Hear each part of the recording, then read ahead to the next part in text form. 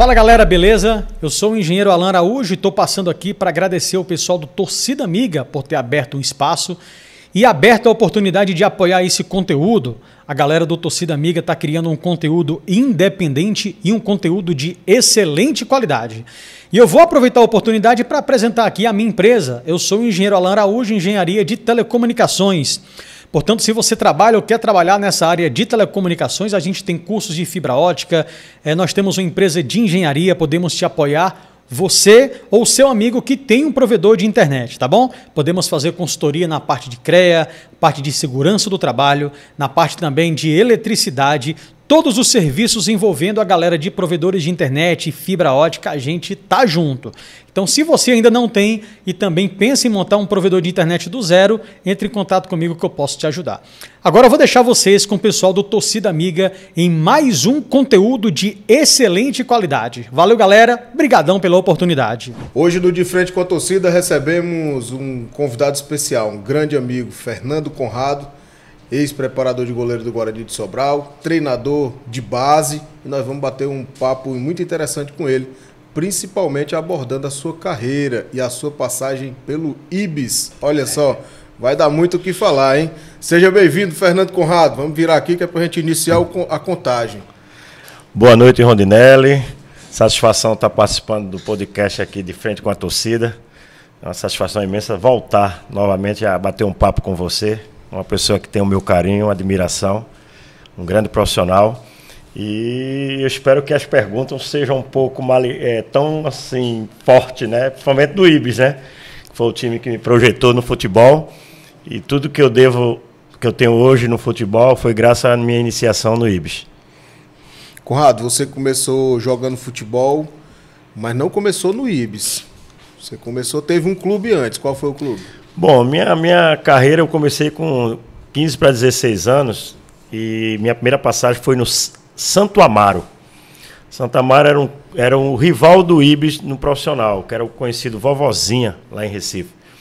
E quando eu participei em 88 no Campeonato Pernambucano, depois eu recebi o convite para fazer uma avaliação na base do Santa Cruz, onde foi que eu tive toda a minha aprendizagem, né, preparação como goleiro, né, já que eu estava iniciando naquela época, eu estava saindo do futsal, que chama-se futsal, na época era futebol de salão, né, eu tive uma passagem no Santa Cruz, infantil, no Bandep e na Geral da Equipadora, e foi quando eu passei para o campo, né, onde a gente começou essa sequência de futebol de campo, e foi o Santa Cruz que me deu toda essa aprendizagem para eu poder seguir no futebol. Mas depois você foi para o maior rival do Santa Cruz. Foi, isso aí já foi em 91, meu último ano como base. Aí eu ainda fui tentar a sorte. Nessa época eu já tinha sido criado uma família, né? Fui pai, tinha parado depois que saí de Santa Cruz, passei um tempinho parado, foi quando eu recebi um convite para a gente fazer também uma avaliação no Sport Recife. Né, que uma passagem curta, mas também que serviu de aprendizado. E a gente está aí, estamos no futebol, tudo que a gente passou no passado, e a gente às vezes ainda passa algumas coisas hoje no presente, né, para essa juventude nova que a gente vem trabalhando. Se profissionalizou pelo Ipiranga? Não, me profissionalizei pelo Ibis. Pelo Ibis, mas passou pelo Ipiranga antes. O Ipiranga também. De Santa Cruz, do Capibaribe. Foi engraçado, quando eu saí do esporte, fiquei jogando lá o futebol amador, lá em Recife. E Vantuir tinha ido para o Central de Caruaru. Vantuir, que foi ídolo aqui ídolo. É ídolo aqui no Guarani de Sobral. E quando ele estava lá no Central, em 92 para 93, ele disputando o Campeonato Brasileiro da Série B, quando o Central chegou entre os 4, né, com o Atlético Paranaense, Curitiba e Mojimirim. E ele fez um bom campeonato, os goleiros na época era ele e o Ricardo, que até passou pelo Ceará. Então o Vantuir conseguiu, né, para eu ir lá para o Central, no período que estava lá em treinamento, no aspirante, porque naquela época existia aspirante, né, hoje não existe mais, que tentaram fazer um sub-23 aí, mas é aquela coisa, começa e para. Inclusive teve até uma competição, né? Uma competição de aspirantes. Teve. Uma competição nacional, agora recente. Foi recente, porque o Ceará foi até campeão brasileiro, Isso, né? exatamente. Mas naquela época era preliminar, quando era o júnior, era preliminar, era o aspirante. Foi quando lançou o Sérgio Alves. Né? Antigamente todos os jogos dos campeonatos tinham o jogo preliminar, né? Rapaz, era bom Era demais. muito bacana, é por isso que se fazia jogador. Porque o jogador novo de base e aspirante, ele já sentia o calor daquela torcida quando ele jogava, que estava chegando as torcidas, né? E quando era principalmente clássico, né? Aí já sentia aquela pressão da torcida e nisso aí era mais fácil de se fazer jogador, porque ele já ia se acostumando, ia perdendo aquele medo. Hoje não, hoje um jogador para poder chegar a ser lançado no profissional, ele tem que passar por tanto processo que às vezes dá certo e às vezes não dá, porque o garoto hoje ele recebe tanta pressão que acaba desistindo do sonho, né? E era bacana chegar no estádio, você demais. chegava cedo e assistia 2 jogos. Assistia o jogo preliminar e depois o principal. O profissional, o principal. E era casa cheia. Era casa cheia. E no estádio do Junco acontecia também, na década de 90. Até o iniciozinho de 2000 ainda aconteceu. Pronto. Depois pararam com a preliminar. Na Arena Castelão também acontecia. E no intervalo tinha jogo. Mas sabe por que pararam com a preliminar? Para não estragar o gramado para o profissional jogar. É umas coisas que às vezes a gente não entende, né? Não digo no período de chuva, né? Mas no período que não tem a chuva, tudo, eu acho que deveria voltar essas competições de preliminar e de base, onde pudesse botar esses garotos novos para poder eles já sentirem o calor da torcida adversária, a pressão, né? O elogio, o xingamento, para eles poderem amadurecer mais, né? Aí foi quando eu fui para o Central, ficando treinando, a gente treinando lá, né? O Central tinha um elenco muito bom na época.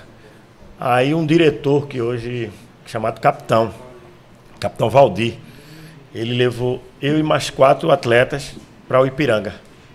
Mas eu tinha o quê? Eu tinha, ia fazer 20 anos de idade.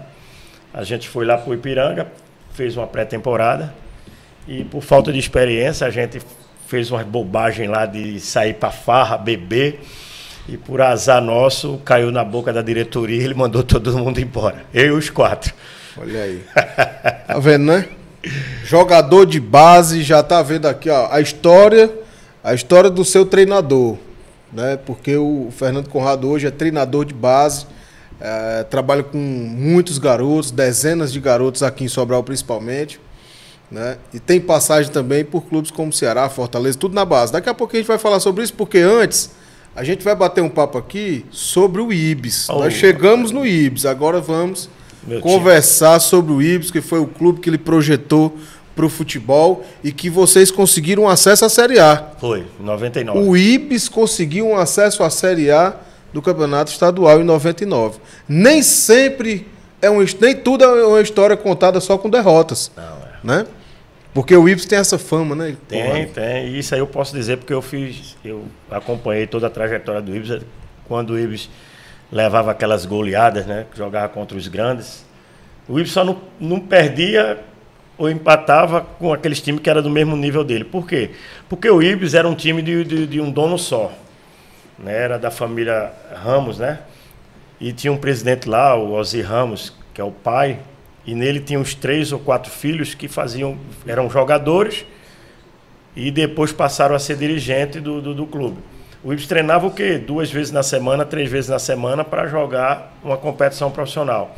Era um time que foi criado de uma tecelagem, de uma empresa de tecelagem, e os funcionários eram que jogavam, como o dono, que era o Ozzy, gostava muito de futebol, registrou o Ibis lá no campeonato, na Federação Pernambucana e colocou o Ibis para jogar. E passou jogadores famosos no Ibis. O Ibis era aquele time que, assim, você não joga em canto nenhum, mas vai lá no Ibis que você joga. E quando você tinha uma qualidadezinha a mais que você aparecia, você tinha uma oportunidade de sair do Ibis para outro clube, como foi comigo, né? Eu cheguei no Ibis em 95. Né? Eu cheguei no Ibis em 95 numa avaliação, num teste num campo duro, um campo de areia, né? No bairro lá da Várzea, né? Onde tinha vários garotos da minha idade, né? de jovens, né? De adolescente da minha idade, de 20 anos, 19, 20 anos, 18. E a gente fez aquele teste para o profissional e eu fui um dos escolhidos. E eu consegui ser reserva do Tony. Tony era um goleiro titular absoluto que vinha já de quase anos jogando pelo Ibis. Era bombeiro. Ele trabalhava na corporação de bombeiros e nos dias de folga dele ele ia treinar e os jogos. Mas o coitado, era muito gol que ele tomava. Mas é assim mesmo, ele fazia o que gostava e eu tive o prazer de ser reserva dele. Foi quando ele começou a levar tanto gol que os caras começaram a apostar em mim. E minha estreia foi contra o 7 de setembro, lá em Garanhuns. É uma serra, como se fosse aqui a Tianguá, São Benedito. Um frio danado. E a gente foi jogar lá contra o Garanhuns. O Garanhuns estava com um timaço, também brigando para subir na época. E na época eu cheguei lá nervoso, tremia bastante, porque era meu primeiro jogo como profissional. Primeiro jogo no frio. E no frio. Tremia de frio. Mas o jogo era no final da tarde, mas já estava aquela temperatura, aquela neblina, aquela coisa fria. Mas, graças a Deus, eu fiz um bom jogo. Perdemos de 2-0. Mas, para mim, para uma estreia que nunca tinha jogado profissional, foi maravilhosa. E daí eu comecei a ter a confiança lá do pessoal e a gente ficava... o treinador começou a revezar. Era um jogo eu e um jogo o Tony. Parece que o Tony tinha sorte, que ele pegava os jogos mais fácil. E eu pegava os pauleiros. Eu acho que os caras estavam querendo me testar. Eu peguei os times que brigaram e que subiram na época para a primeira divisão, que foi em 95. Foi o 7 de setembro e o Limoeiro, se eu não me engano. Mas foi uma experiência boa, né? Foi um aprendizado. E daí a gente seguiu a sequência jogando futebol nos times dos interiores. Né? Depois do Ibis eu fui para o Grêmio Petribu, que era um time da usina Petribu, usina de açúcar, aquela coisa toda, que era em Carpina, 50 minutos de Recife, onde também eu fiz parte lá do grupo. Depois de lá eu saí para o Surubim. Aí voltei para o Ibis novamente, em 97. Aí joguei o Pernambucano. Depois eu fui para o Centro Limoeirense em 98, jogar o Pernambucano também. E saí uma coisa engraçada. Eu estava no Centro Limoeirense, foi o time assim, dos que eu joguei mais assim. Ele e o Intercontinental, depois que eu saí do Ibis. E eu fui pedir para ser dispensado depois do primeiro turno, porque eu vinha jogando como titular, era o goleiro menos vazado da competição e o presidente na época fez uma parceria com o Recife. Você for lá, o Recife foi um time também que o Vantuí até jogou. E eu tive uma passagem no Recife na Copa do Interior. Né? O Vantuí, onde ia, me levava para eu ser a reserva dele. E eu adorava, porque eu queria ser jogador, eu queria estar dentro, eu queria estar... indo para o estádio, é uma coisa que era de mim mesmo. Tem essa energia, né? É a energia de querer estar dentro do futebol. Não me interessava se eu ia ser reserva, se eu ia ser titular, se eu não ia ser relacionado, mas eu queria estar ali dentro, porque era um sonho que eu tinha de criança, de jogar futebol. Né? Hoje a gente vê aí garotos, se você botar ele no banco, ele fica chateadinho. Se você não relacionar ele não quer ir mais. Então, ele não tem como que brigar pelo sonho dele. Eu não, eu sempre fui um cara persistente do futebol. E onde eu entrava, o time que eu fosse, eu me dedicava, mas quando eu não jogava, ficava chateado, claro que isso é óbvio, mas tinha que respeitar, né? Mas a gente conseguiu, graças a Deus, através desses clubes aí, eu fui fazendo a minha vida dentro do futebol, aprendendo com os treinadores que passei, com os jogadores que conheci. E um dos que eu queria hoje reencontrar depois de tantos anos, depois de tantas décadas, era o Rivaldo. Rivaldo foi da minha época do Santa Cruz. Rivaldo saía de Paulista, não sei quantos quilômetros andando, para poder ir para o Arruda treinar. E vocês viram quem foi Rivaldo, né? Melhor do mundo, campeão do mundo, jogou só em clubes grandes, e hoje está aí vivendo a vida dele. Mas ele teve toda uma caminhada antes, né? Para alcançar lá, né? Sofreu. Vida de jogador naquela década de 80, 90, até o início de 2000, os caras tinham que sofrer. Infelizmente, depois as coisas foram mudando, foram dando muita autonomia à categoria de base, no meu ver, né? Dando muito luxo, que é o linguajar, muita coisa boa e menos cobrança. Porque o menino joga direitinho, isso aí vai ser uma promessa do clube. Não. Naquela época, você contava 8, 9 jogadores bons no time. Hoje você procura um diferencial no clube de futebol, você encontra 1, 2 no mínimo. Você não vê. Pegando um gancho no que você está falando, eu acompanhei algumas avaliações técnicas do Guarani, né? 20 jogadores em campo, 22 jogadores em campo, não escolhia um, não escapava um. Aí vinha dois times de outros dois times. Acompanhei no estádio do Junco. Desses 40 que passaram aí, quase 50 jogadores dos 2 jogos que passaram, a gente escolhia ali, encontrava um ali, naquele meio, um que se destacava um pouco mais. Então existe essa dificuldade, né? Essa dificuldade também. Não Rondinelli, porque é o seguinte, se a gente for rodar esses bairros todinhos aí, a gente vai encontrar bons jogadores, sem dúvida. Mas o problema é quando eu digo, você é bom quando você está no seu limite, do seu mesmo nível. Quando você passa para um nível mais alto, é onde que a gente vai ver se realmente você tem o diferencial ou não. Entendeu? Por isso que hoje eu trabalho o quê? Eu trabalho com 1 ano, 2 anos, até 3 anos a menos da categoria. Para quê? Para que aquele garoto ele comece a se adaptar numa performance, de um alto rendimento, para quando ele chegar na categoria dele, da idade dele, ele já esteja a maturidade, já esteja com aquela maturidade. Né? Isso aí eu aprendi com um treinador. Aprendi com o Edmundo Silveira, lá no Ceará. Lá a gente formava os times lá da base do Ceará com 1 ano, 2 anos a menos. A gente, quando tinha um jogador da idade, que era o último ano, ele tinha que ser realmente já top, já diferenciado para poder continuar. Mas o Edmundo adorava trabalhar com atletas de 2 anos, 3 anos a menos. Pois jogando numa categoria maior. E quando eu falo que é sobre o acompanhamento que eu fiz, né, também, obviamente que era só observando mesmo. Eu falo de jogador que se destaca de verdade. A gente vê muitos bons jogadores aqui na região, porque tem aqui, principalmente nessa região aqui, o estado do Ceará, no Nordeste, é muito rico em atletas agora, que precisam ser trabalhados. Mas eu queria voltar aqui um pouquinho ainda à história, porque uma vez, Conrado, eu estava assistindo o seu treino, né, e antes do treino iniciar na base, lá no Instituto, no ISEC, você estava conversando com a garotada lá e eu escutei você falar sobre a sua passagem pelo IBS. Uhum. E você usa a sua passagem pelo IBS para informar esses garotos que eles precisam ou eles podem começar de um clube menor. Pequeno. É o que eu aconselho a todos hoje. Porque assim, quem está começando no futebol, né, o garoto, óbvio, ele quer chegar mais alto, mas para que ele tenha esse voo mais alto, ele tem que estar num ponto. E o ponto normalmente é o ponto baixo. Então, para ele começar, né, a subir, para ele começar a decolar, ele precisa valorizar o que ele tem hoje. Com certeza. Né? Que é um campo, um treinador e uma pessoa que se dedica a treiná-lo. No caso do ISEC, você. E também foi no Guarani de Sobral, assim, né?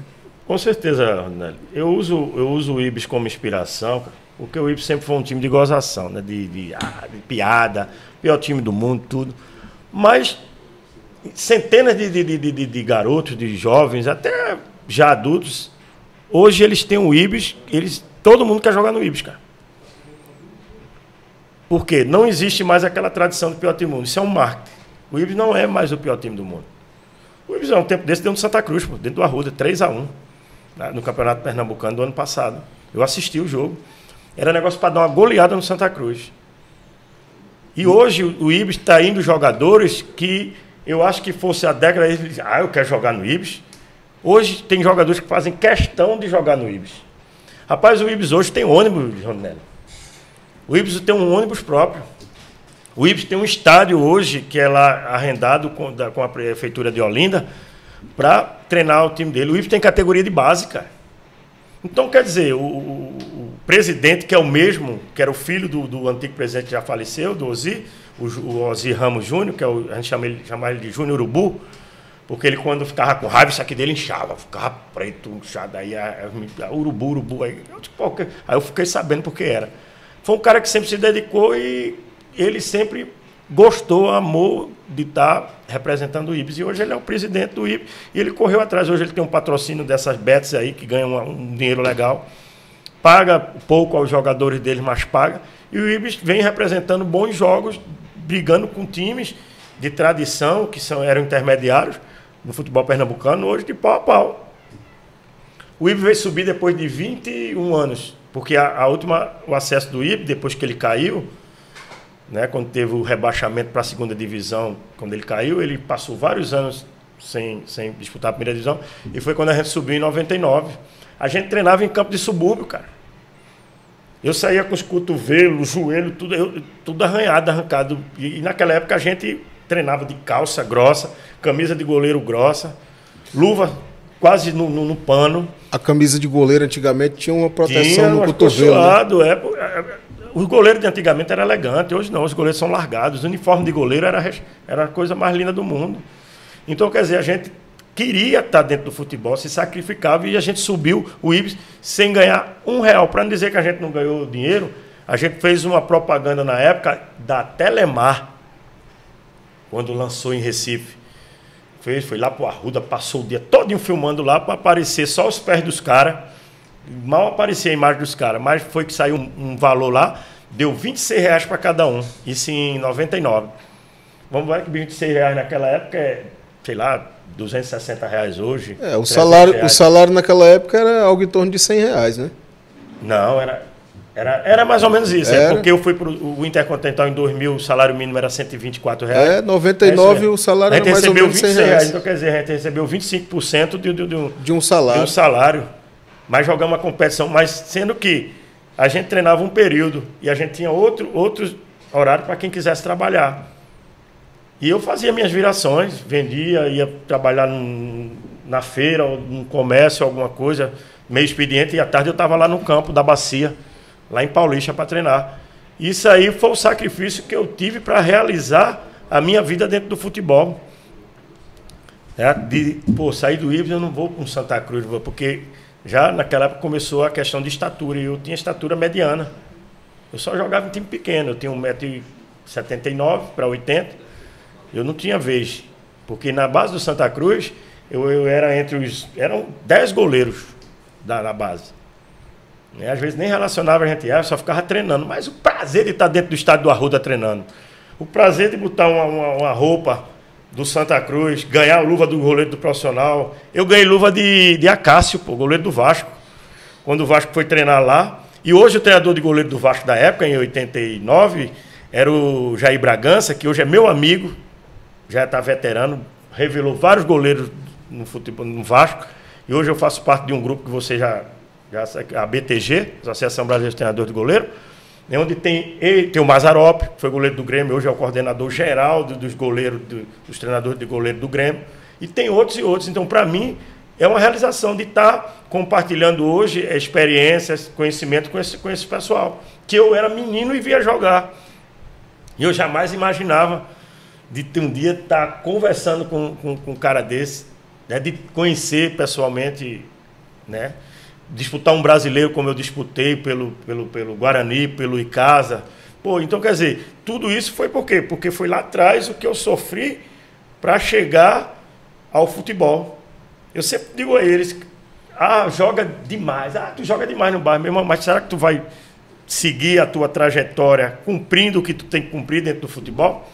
Tu vai acordar cedo? Hoje eu estou tendo uma experiência com meu filho. Que vamos depois falar sobre isso, da questão do que está vindo para Sobral. Então, quer dizer, o Ibis foi, depois da minha passagem no Santa Cruz, no Sport, no Santo Amaro e no Ipiranga, foi a minha inspiração para eu poder estar dentro do futebol. E para você, eu acho que eu já contei isso em outras situações, o treinador de goleiro hoje do Grêmio, que foi campeão do mundo pelo Corinthians, contra o Chelsea, foi treinador de goleiro do Ibis, o Mauri Lima. Hoje eu falei com ele, mandei uns vídeos do meu filho para ele, ele me respondeu morto de feliz. Foi um cara que eu trabalhei pouco com ele, quando eu fui para o Intercontinental, que eu saí do Ibis em 99, a gente subiu o Ibis, aí o Sport assumiu, levou uma comissão inteira, uma comissão técnica, e o Mauri estava iniciando a preparação dele de goleiro, porque ele já tinha parado de jogar, jogou no Náutico, Goiás, outros times, e vou ver como é a coisa. Entrou um diretor lá do Sport, que assumiu e botou quase todo mundo que era do Ibis que subiu o acesso para fora.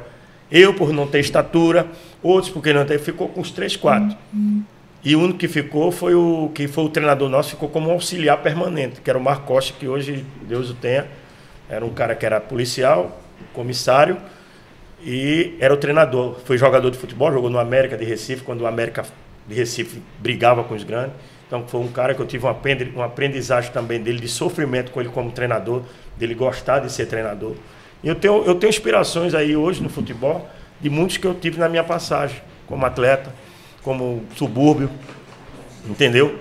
Então, hoje eu me sinto honrado, e digo sempre em reuniões, em palestras, tudo, e falo do Ibis. Hoje eu brinco com os meninos, olha, você não sabe, eu fui goleiro do pior time do mundo. Professor, você tomou muito gol, demais, mas também peguei muita bola. E aprendi muito. Foi exatamente essa narrativa que eu vi você falando para os garotos lá no campo. Mas falando em tomar gols, como é que foi essa história aí, rapaz? Que o pessoal fala que você tomou 13 gols Meu Deus. numa só partida. Rapaz, você que é um cara de conhecimento, procura aí, vive na internet direto, vá procurar para ver se tem Conrado aí tomando 13 gols. Isso aí surgiu do nosso querido treinador que passou aqui, Oliveira Canindé. Em 2009, quando ele estava à frente do Guarani, a gente brincava muito lá na resenha da comissão. Aí ele chegou, rapaz, Conrado, agora eu tô lembrando de tu. Eu digo, da onde, professor? Não, rapaz, eu me lembro quando tu tomou 13 gols jogando pelo Tiradentes do Piauí. Eu digo, eu? Eu disse, não, foi contra o Corinthians. Aí começou as brincadeiras. Aí começou essa resenha de 13 gols, tá? Mas eu nunca tomei. A maior goleada que eu tomei na minha vida, jogando profissionalmente, foi 6 contra o Santa Cruz. Jogando pelo Ibis. Jogando pelo Ibis. Né? Foi um campeonato pernambucano da segunda divisão. Eu tinha o Santa Cruz de Carpina, não o Santa Cruz de Recife, não. Ainda bem que eu não enfrentei o Santa Cruz. Eu enfrentei o Santa Cruz o principal, mas foi pelo Centro Limoeirense. Mas pelo Ibis, fosse aqui jogava o Djalma foi até 2 gols em mim. Aquele que batia a falta forte, que jogou no Crato. Né? Que depois jogamos juntos no Grêmio Petribu. E eu brincava muito na hora dos treinos, eu mandava abrir. Eu era um goleiro corajoso, Rondinelli. Eu era baixinho, uma estatura assim, mediana. Mas eu tinha coragem. Negócio de falta, não, abre. Falta de longa distância, eu mandava abrir. Se eu tomasse, beleza. Se eu pegasse, era mérito meu. E o Djalma ficava louco comigo, porque o Djalma tinha um chute com aquela canhota dele que ele batia a falta que... Aí quando eu disse, não... Aí o Vantuí me ensinou. Foi o Vantuí que disse, Conrado, toda vez que quando pegar um cara que bata forte, manda abrir a barreira. Porque ele vai ficar sem direção. Eu aprendi isso. Porque quando você bota a barreira, o cara vai tirar da barreira, ver como é que ele tira a barreira para a bola fazer a curva, né? E quando ele batia de frente, ou ela subia demais, ou ela vinha na sua trajetória. Se ela fizesse a curva, dava tempo de você chegar, você bem treinado, bem preparado. Você estava olhando para a bola, né? E ainda tem a barreira que muitas vezes atrapalha. E eu aprendi muito isso nessa questão, porque quando eu comecei a ser treinador de goleiro, eu já passava para meus goleiros. Toda bola de longa distância, espere a trajetória dela e ataque ela. Não espera ela chegar perto de você, não. Quando você vê que ela não vai pegar mais altura, é a hora que você tem que ter a iniciativa, a tomada de decisão de ir contra ela. Para você tentar ou catar ela, ou encaixar ela, ou dar a tábua para desviar. Porque se você esperar ela chegar até o último ponto para chegar perto de você, você pode ser, ela de repente arriar alguma coisa. Então, quer dizer, a gente foi passando essas experiências com os preparadores de goleiro que a gente conviveu, com os que a gente fez estágio, tudo isso aí. Foi graças a essas coisas que o Vantuí... Eu fui um aprendizado do Vantuí, sabe? Que a gente foi criado no mesmo bairro junto e jogava, às vezes, no mesmo time, jogava contra. Era uma rivalidade danada. E esses 13 gols que você tomou, então é a invenção do Oliveira Canindé? É, a invenção do Oliveira Canindé, que chegou aqui com resenha. Foram falar que eu tomei 3 gols de Birubiru. Birubiru jogou no Corinthians, eu digo que eu joguei contra Birubiru. Isso é resenha, é história. Mas queria eu ter jogado com esses caras. Eu era menino na época que os caras jogavam, como é que eu tomei 13 gols? Mas isso é lenda, isso é resenha, é só para descontrair mesmo. Até hoje os caras brincam com essa história. Nós vamos ter que receber aqui o Oliveira Canindé, né? Para o Oliveira tirar essa história limpo. Hoje está no Fluminense de Feira. O Ricardo Baiano esteve visitando ele lá, né? Eu vi umas fotos. Professor Oliveira, campeão brasileiro pelo Guarani de Sobral. Foi um dos também que eu, trabalhando como treinador de goleiro, eu também aprendi muita coisa dele, principalmente os pratinhos no chão. Eu fiz muito isso aqui no stand da base do Guarani. Eu botava os pratinhos, eu me lembrei dele, já que eu não tinha o quadro tático ainda, né? Aí eu pegava, botava os pratinhos, armava aqui, fazia aquele tático ali para poder os atletas ver mais ou menos como é que a gente quer jogar. E a preparação para ser preparador de goleiro começou aonde? No Náutico? Não. Primeiro começou com escolinha.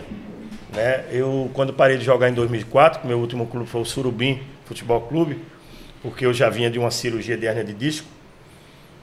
E eu só joguei o Campeonato Pernambucano.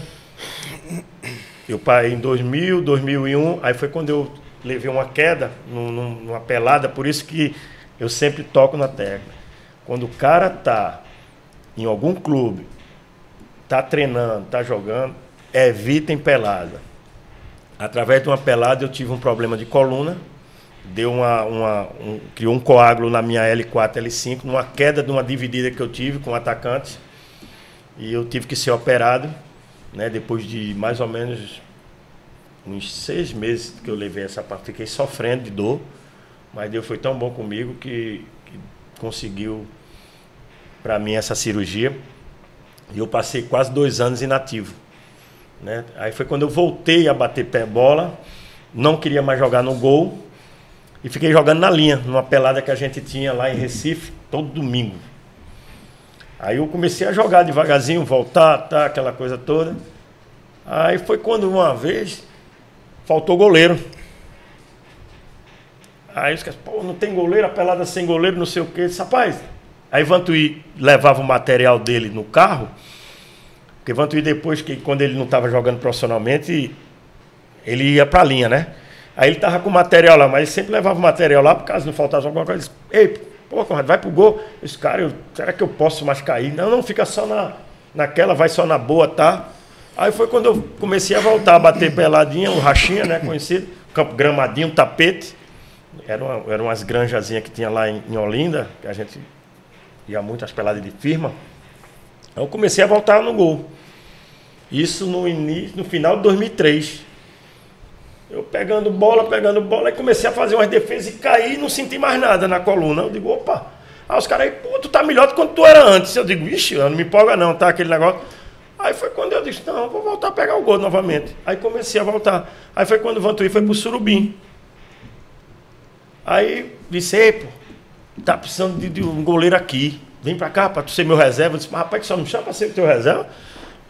E tu quer jogar na minha frente? Aí eu digo, tá bom. Aí disse, rapaz, eu tô voltando. Não, vamos pra aqui, o treinador de goleiro aqui é gente boa, é meu amigo.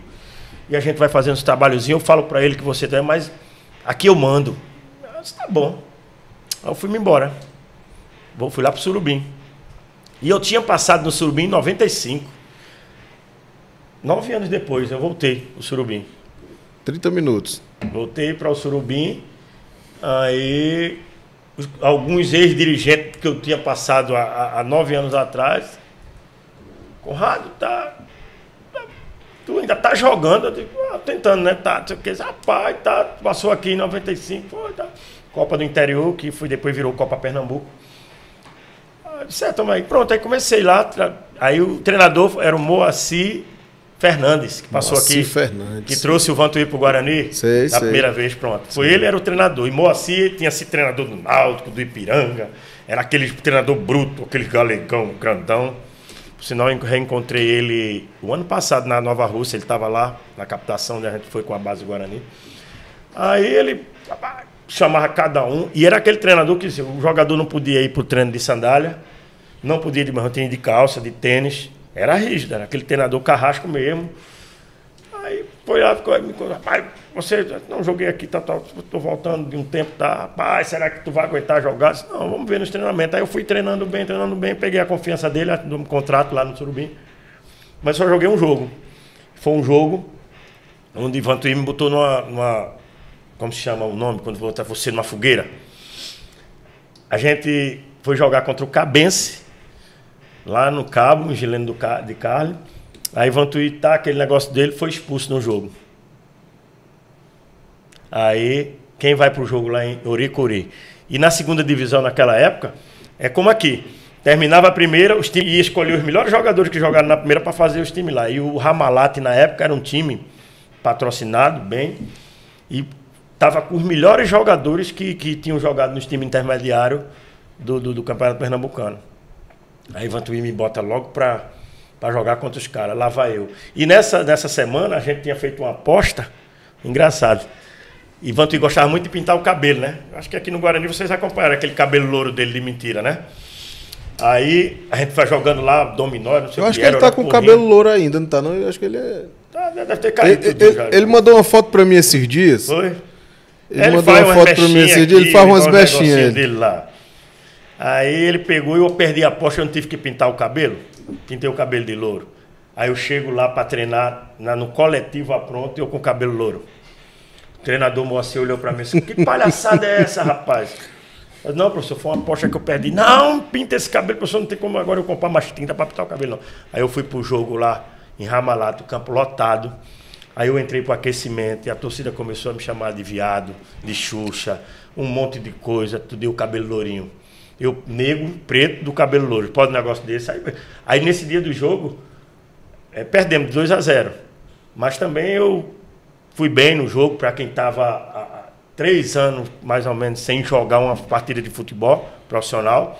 Ainda peguei um pênalti no final do jogo, né? Então, quer dizer, foi uma experiência que foi legal. E daí foi quando eu parei de jogar, que não dava mais, porque eu já estava sentindo umas dores no lombar. Eu acho devido aos treinamentos, tudo. Aí foi quando eu fui ajudar o Alexandre Lima, que passou aqui. O Alexandre Lima. Na escolinha que ele tinha de escada. Era uma escolinha de futebol, de escada. Escada é um o Alexandre Lima tá no futebol cearense. Voltou, foi pro Guarani de Juazeiro. Do Guarani de Juazeiro. Ele ia pro Cariri, recebeu uma proposta para ir pro Cariri, mas o pessoal do Guarani fez uma proposta legal para ele. Ele foi... E o Guarani tá contratando bem. E eu disse a ele, cara, um dia eu vou te levar para trabalhar no futebol cearense. Foi quando eu trouxe ele pro Guarani aqui, falei com o Marco Marcelo na época. Era um treinador que a gente tinha só de momento no nome. Para mim, não fez um mau trabalho. Claro, o treinador, ele nunca vai, nem sempre acerta. Tem algumas coisas que erra tudo. Mas classificou o time. Infelizmente, devido às situações que todos nós já sabemos, o time não conseguiu classificar, mas está aí. Abriu as portas. Que ele seja feliz lá no Guarani de Juazeiro, faça um bom trabalho. E eu fui ajudar ele lá na escolinha do SCAD. E a gente começou a trabalhar. Nesse período, eu fiquei treinando os goleiros que tinha lá na cidade. E um desses goleiros a gente conseguiu botar no esporte. E ele foi aprovado no esporte.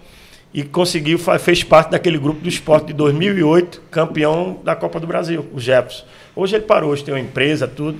Mas foi o meu primeiro passo como treinador de goleiro. Aí você foi pro esporte também. Isso aí já foi mais na frente um pouquinho.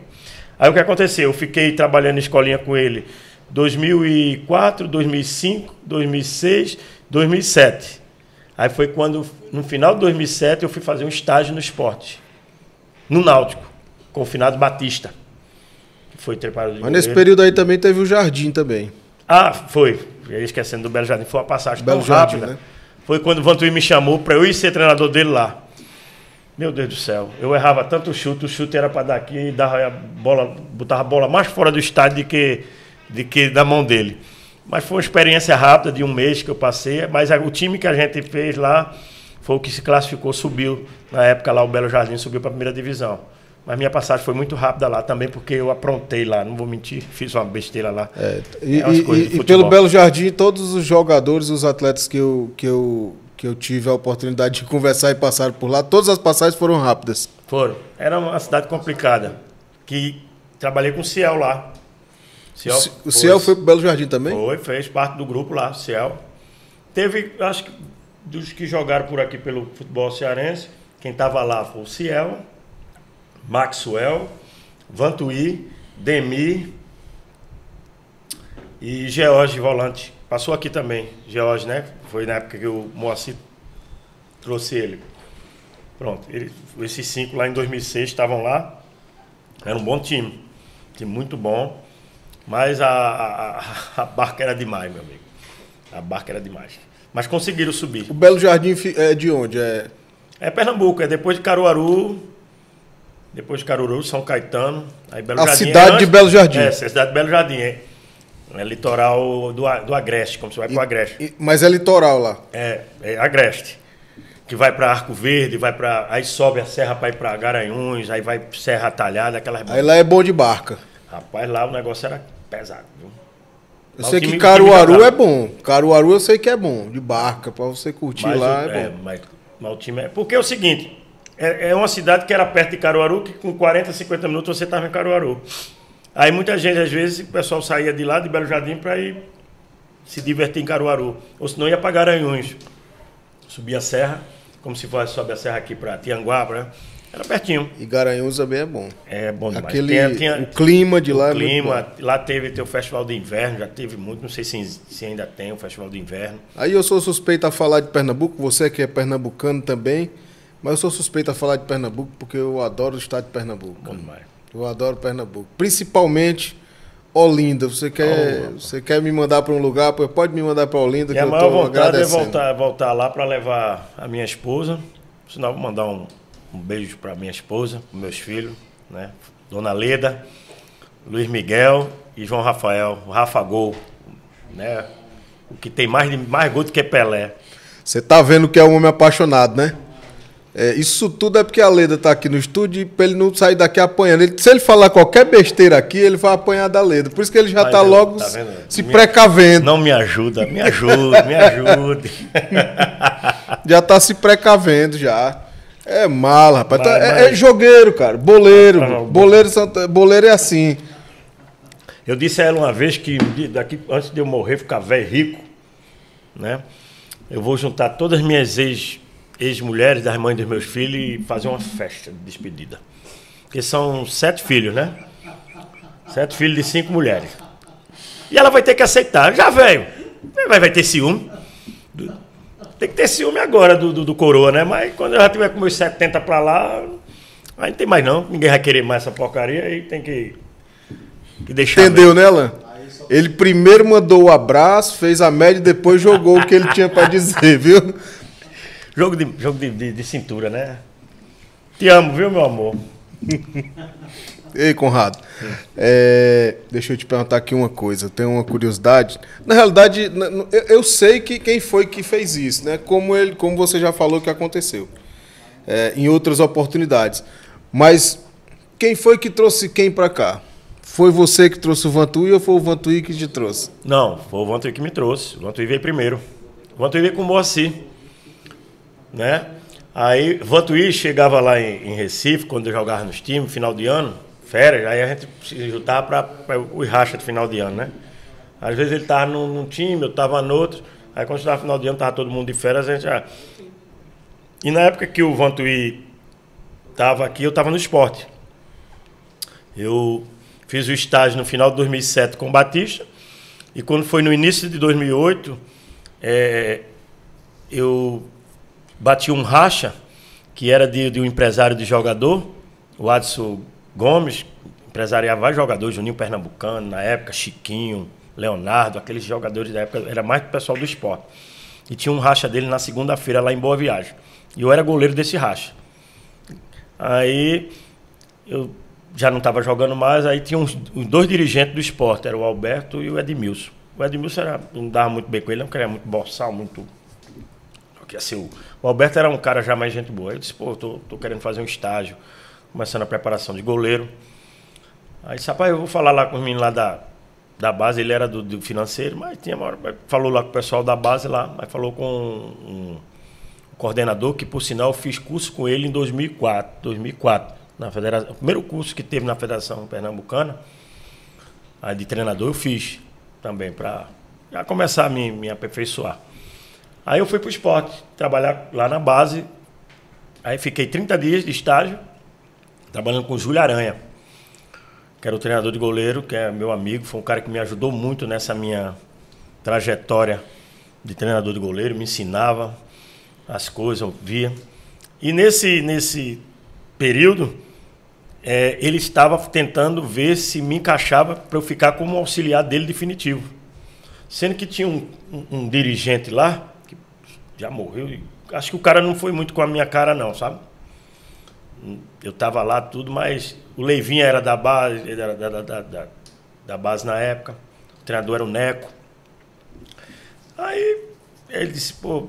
Aí foi quando o Aranha disse, Conrado, eu vou te botar na escolinha. Que a escolinha treinava dentro da Ilha do Retiro, nos campinhos atrás. Você conhece a Ilha do Retiro? Conheço. Né? Tem um campo auxiliar, tem um estádio, tem um campo auxiliar e tem uns campinhos atrás que dividia em dois, fazia um grande, depois dividia em dois, porque era para a escolinha.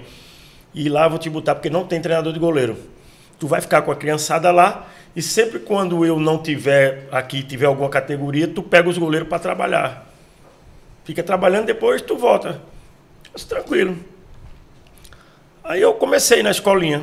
Rapaz, era tanto goleiro, era menino de 7, 8, 9, 10, 11, 12. Era menino, acho que na faixa de uns 25 goleiros, né? Eu peguei. Aí comecei a fazer os trabalhos, desenvolver o trabalho com os goleiros. Algumas coisas que eu já sabia, que eu já tinha sido treinado. As coisas mais raiz, né? Ensinar mais a parte de fundamentos, que era o principal, o básico. E aí eu comecei a trabalhar. E às vezes quando o Aranha viajava com uma categoria, ficava outra lá sem treinador de goleiro, porque os caras não queriam contratar o treinador, não sei que danado é. O esporte estava bem naquela época, 2008, disputando Copa do Brasil, tudo. Aí foi quando... 2008 foi o ano do título. Do título. O ano do título da Copa do Brasil. Aí o que acontecia? Eu dava treino atrás, aí o professor Roberto Rojas, vinha com os goleiros do profissional, aí eu já ia para pertinho mesmo, ficar ali no campo já, que era uma tela, para o campo profissional. E ele ficava aquecendo e eu ficava treinando os goleiros. Quando parava que os meninos iam beber água, eu ficava observando os trabalhos dele, né? E nisso ele também me observava de lá. E eu não sabia. Aí, um certo dia, eu estou lá treinando os meninos, aí terminei, botei os meninos para fazer um trabalho lá com os professores. Ele chegou lá na proteção lá e fez... O professor, ele era chileno, falando aquela língua dele. Eu disse, professor, tudo bem? Tá, satisfação? Eu disse, a satisfação é minha, tá, pô. Falar com o senhor aí, goleiro do Chile, tá, aquela coisa toda, né? Foi o goleiro daquele negócio da bomba, né, de 89, do Chile, que ele depois foi excluído do futebol. Aí o que aconteceu? Ele pegou, disse, olha, daria para você, uma vez ou outra, vir me auxiliar aqui? Aí eu disse, como é, professor? Na hora. É o meu sonho. Não teve dúvida. Ele disse, pois você pode vir agora? Eu disse, vou agora. Aí ele falou com o Nelsinho Batista, que era o treinador na época, né? Aí eu saí, muito feliz, falei com o coordenador, estou me chamando lá pro profissional. Eu disse, vai-te embora, Conrado. Eu digo, agora. Aí eu saí correndo, tá? Aí cheguei na portaria e estava lá o Adelso Vanderlei, que era o gerente de futebol, muitos anos lá no esporte, tem uma moral, amor. O pessoal ia falar com ele e se tremia. O homem era bruto. Aí eu disse, professor, o professor Roberto Rojas, ele me pediu para eu vir para eu ajudar ele. Ah, foi? Então entre. Eu disse, professor Nelsinho, professor Roberto Rojas, ele disse, fica à vontade, pode ir lá. Aí eu fui lá. Aí os goleiros eram o Magrão, o Kleber... Ídolo no esporte. Ídolo do esporte. Magrão, imagina, pô, tu começando a tua carreira como treinador de goleiro, de repente tu ir treinar um cara que era ídolo de um time grande como o esporte. Né? Magrão tem até bandeirão na torcida. A torcida do esporte apaixonado pelo Magrão. Além de ídolo, um grande homem, caráter e profissional. Aí pronto, cheguei lá, eu me tremendo todo. Os caras, não, professor, fica à vontade, tá, professor, estamos aqui, tá, não sei o quê. O Saulo era que ia para a base às vezes, era um grandão, Saulo, que é conhecido como Saulo Avatar. É um bicho desse tamanho, parecia aquele tropeço da família. Aí eu comecei os trabalhos básicos com ele, porque os trabalhos do Rojas era tudo trabalho básico, né? Trabalho que os cabas querem fazer hoje em dia, inventar um monte de circuito, de coisa para o goleiro pegar uma bola. Não, lá. Era um trabalho básico, mas que o goleiro trabalhava o tempo todo com bola, com intensidade. Isso aí eu fui indo 2 vezes na semana. Aí eu fui ficando. Aí eu ficava na escolinha, e quando ele já ia lá, que era... Conrado, agora... Aí você diz, Conrado, o que é que tu ganhava no esporte? R$60 por semana.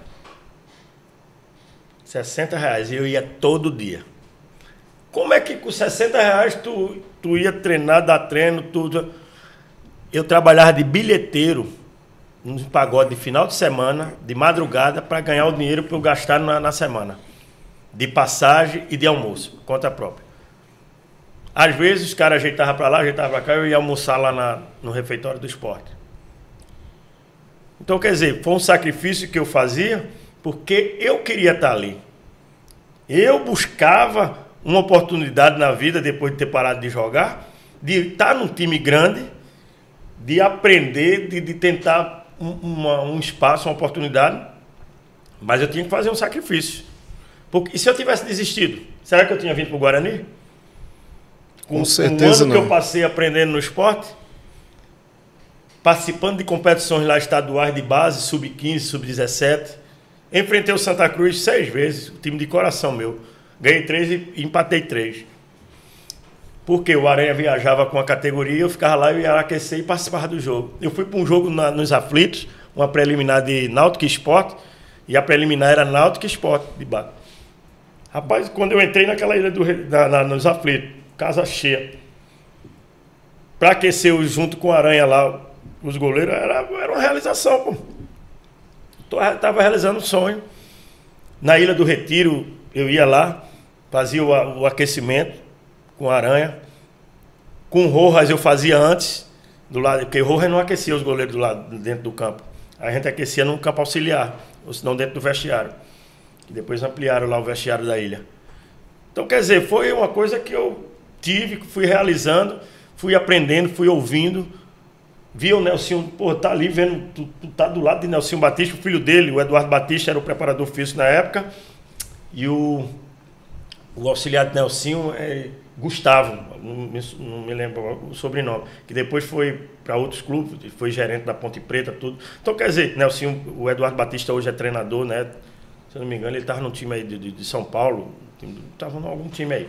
Então, quer dizer, batia a pelada lá, tinha a pelada da comissão técnica, eu era o goleiro, aí eu pegava lá material do esporte, eu todo fantasiado de magrão, camisa, luva que eu ganhava dos caras. Tudo do magrão. Tudo do magrão. Aí, porque os caras me davam luva. Sim.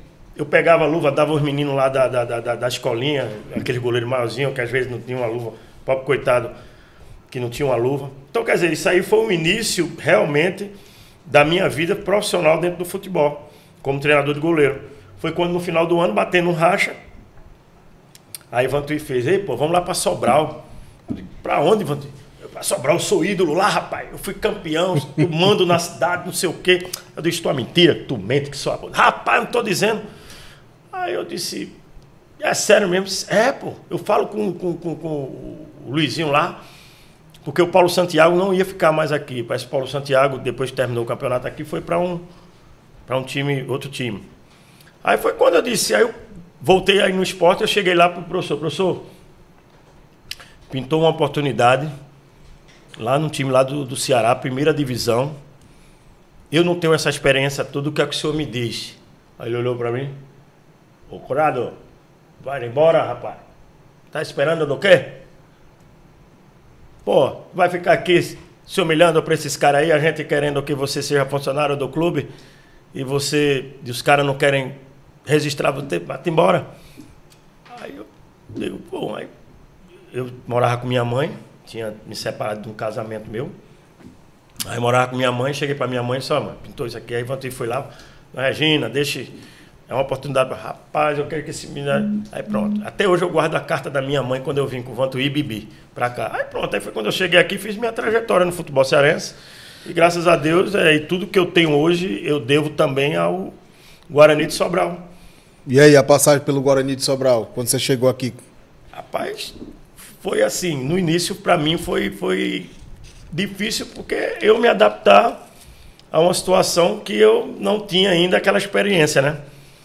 Mas como eu tinha um amigo, um cara que já tinha moral no clube, já era, não tinha o que ensinar ele, entendeu? Não tinha que ensinar ele, a gente fazia os trabalhos junto com o Marcão, com o Jefferson, eram 2 meninos novos que a gente se dava muito bem. Ainda bem que os goleiros já sabiam que não ia ser titular na frente do Vantuí. Né? O Marcão às vezes ficava meio assim, eu sei que o Marcão era doido para jogar, mas diz, Marcão, espera um dia, o cara é ídolo. Tu acha que tu vai jogar no lugar do Vantuí? Não vai. Rapaz, o primeiro jogo do Vantuí aqui, primeira vez que eu vi o Vantuí atuando, na primeira defesa que ele fez, a primeira bola que veio, que ele se jogou, que ele pegou a bola difícil, que era ele e o atacante. Não lembro contra quem era, não. Mas quando eu vi aquela defesa ali, eu digo, isso aí é doido. E goleiro bom é goleiro doido. que não tem medo da bola. Aí deu no que deu. O Vantuí hoje... Rapaz, eu já passei muita coisa com o Vantuí na minha vida. A gente, quando era jovem, a gente ia para a discoteca do Santa Cruz. A gente era da base do Santa Cruz, ele era da categoria maior, juvenil. Rapaz, a gente ia para... O pau comia lá, porque a gente era de um bairro, aí brigava com aquele outro bairro. Como hoje tem, mas naquela época era pancada. Aí depois de brigar, tava todo mundo dançando a música lenta, suado, fedorento, com as meninas lá. Qual era o bairro que Arruda, mas Arruda, morava né? entre Arruda e Água Fria. Eu morava mais na parte do Arruda.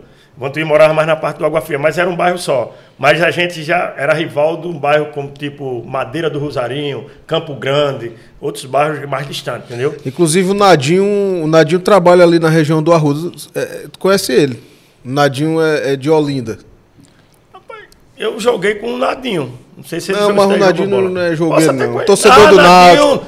Nadinho, torcedor do Náutico. Nadinho, sim, da torcida Da Fanáutico, É, Fanáutico. Nadinho eu vi pequeno, pô. É da mesma rua que eu morava.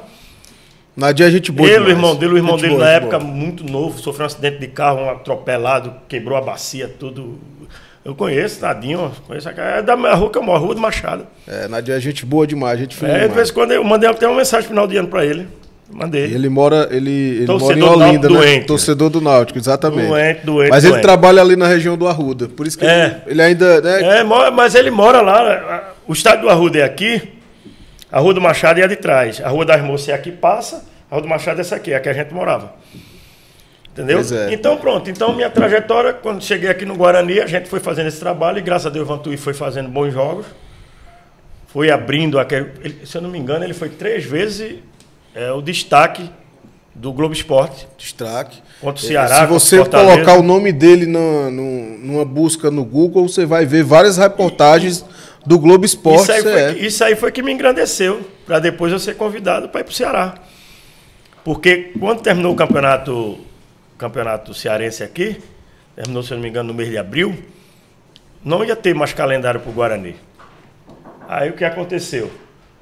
Eu fui para Recife, eu levei até a minha esposa para ela conhecer meus pais, porque eu ia com o Vantuí para depois voltar.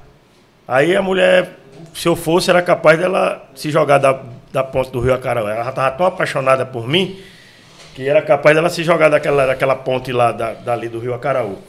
Aí eu peguei, levei ela, mas a bichinha sofreu, porque a gente viajou 15 horas num Palio que Vantuí tinha, cheio de mala e ela no imprensado aqui assim. Eu digo, não é bom, você não quis ir atrás de mim. Mas ela conheceu lá o sogro, a sogra, antes deles irem embora para o reino de Papai do Céu. E ela conheceu lá a cidade de Recife. Depois a gente voltou, foi quando eu fiquei por aqui, me estabilizei aqui. Aí foi quando eu fui para o Heriotaba. O Teco assumiu lá a seleção de Heriotaba, sub-23, e levou o Jefferson Sobral. E eu fiquei com a escolinha aqui, abri uma escolinha aqui, primeiro passo. A escolinha começou até bem, mas depois começou aquele negócio, não pagar aquele negócio. Aí foi quando me convidaram para ir para lá. Aí deu para assimilar os dias de treino aqui da escolinha e o do treino lá da seleção de Heriotaba, que a gente ia treinar 2 vezes na semana para jogar no final de semana, o Intermunicipal, né? E fomos campeão nesse ano. Fomos campeão invicto, campeão cearense Intermunicipal, sub-23. Tinha muitos bons jogadores, uma competição com muito bons jogadores. Né? Fomos campeão em cima do Vasco de Iguatu, que jogava o centroavante, Cariús. Cariús, começando ainda, novinho.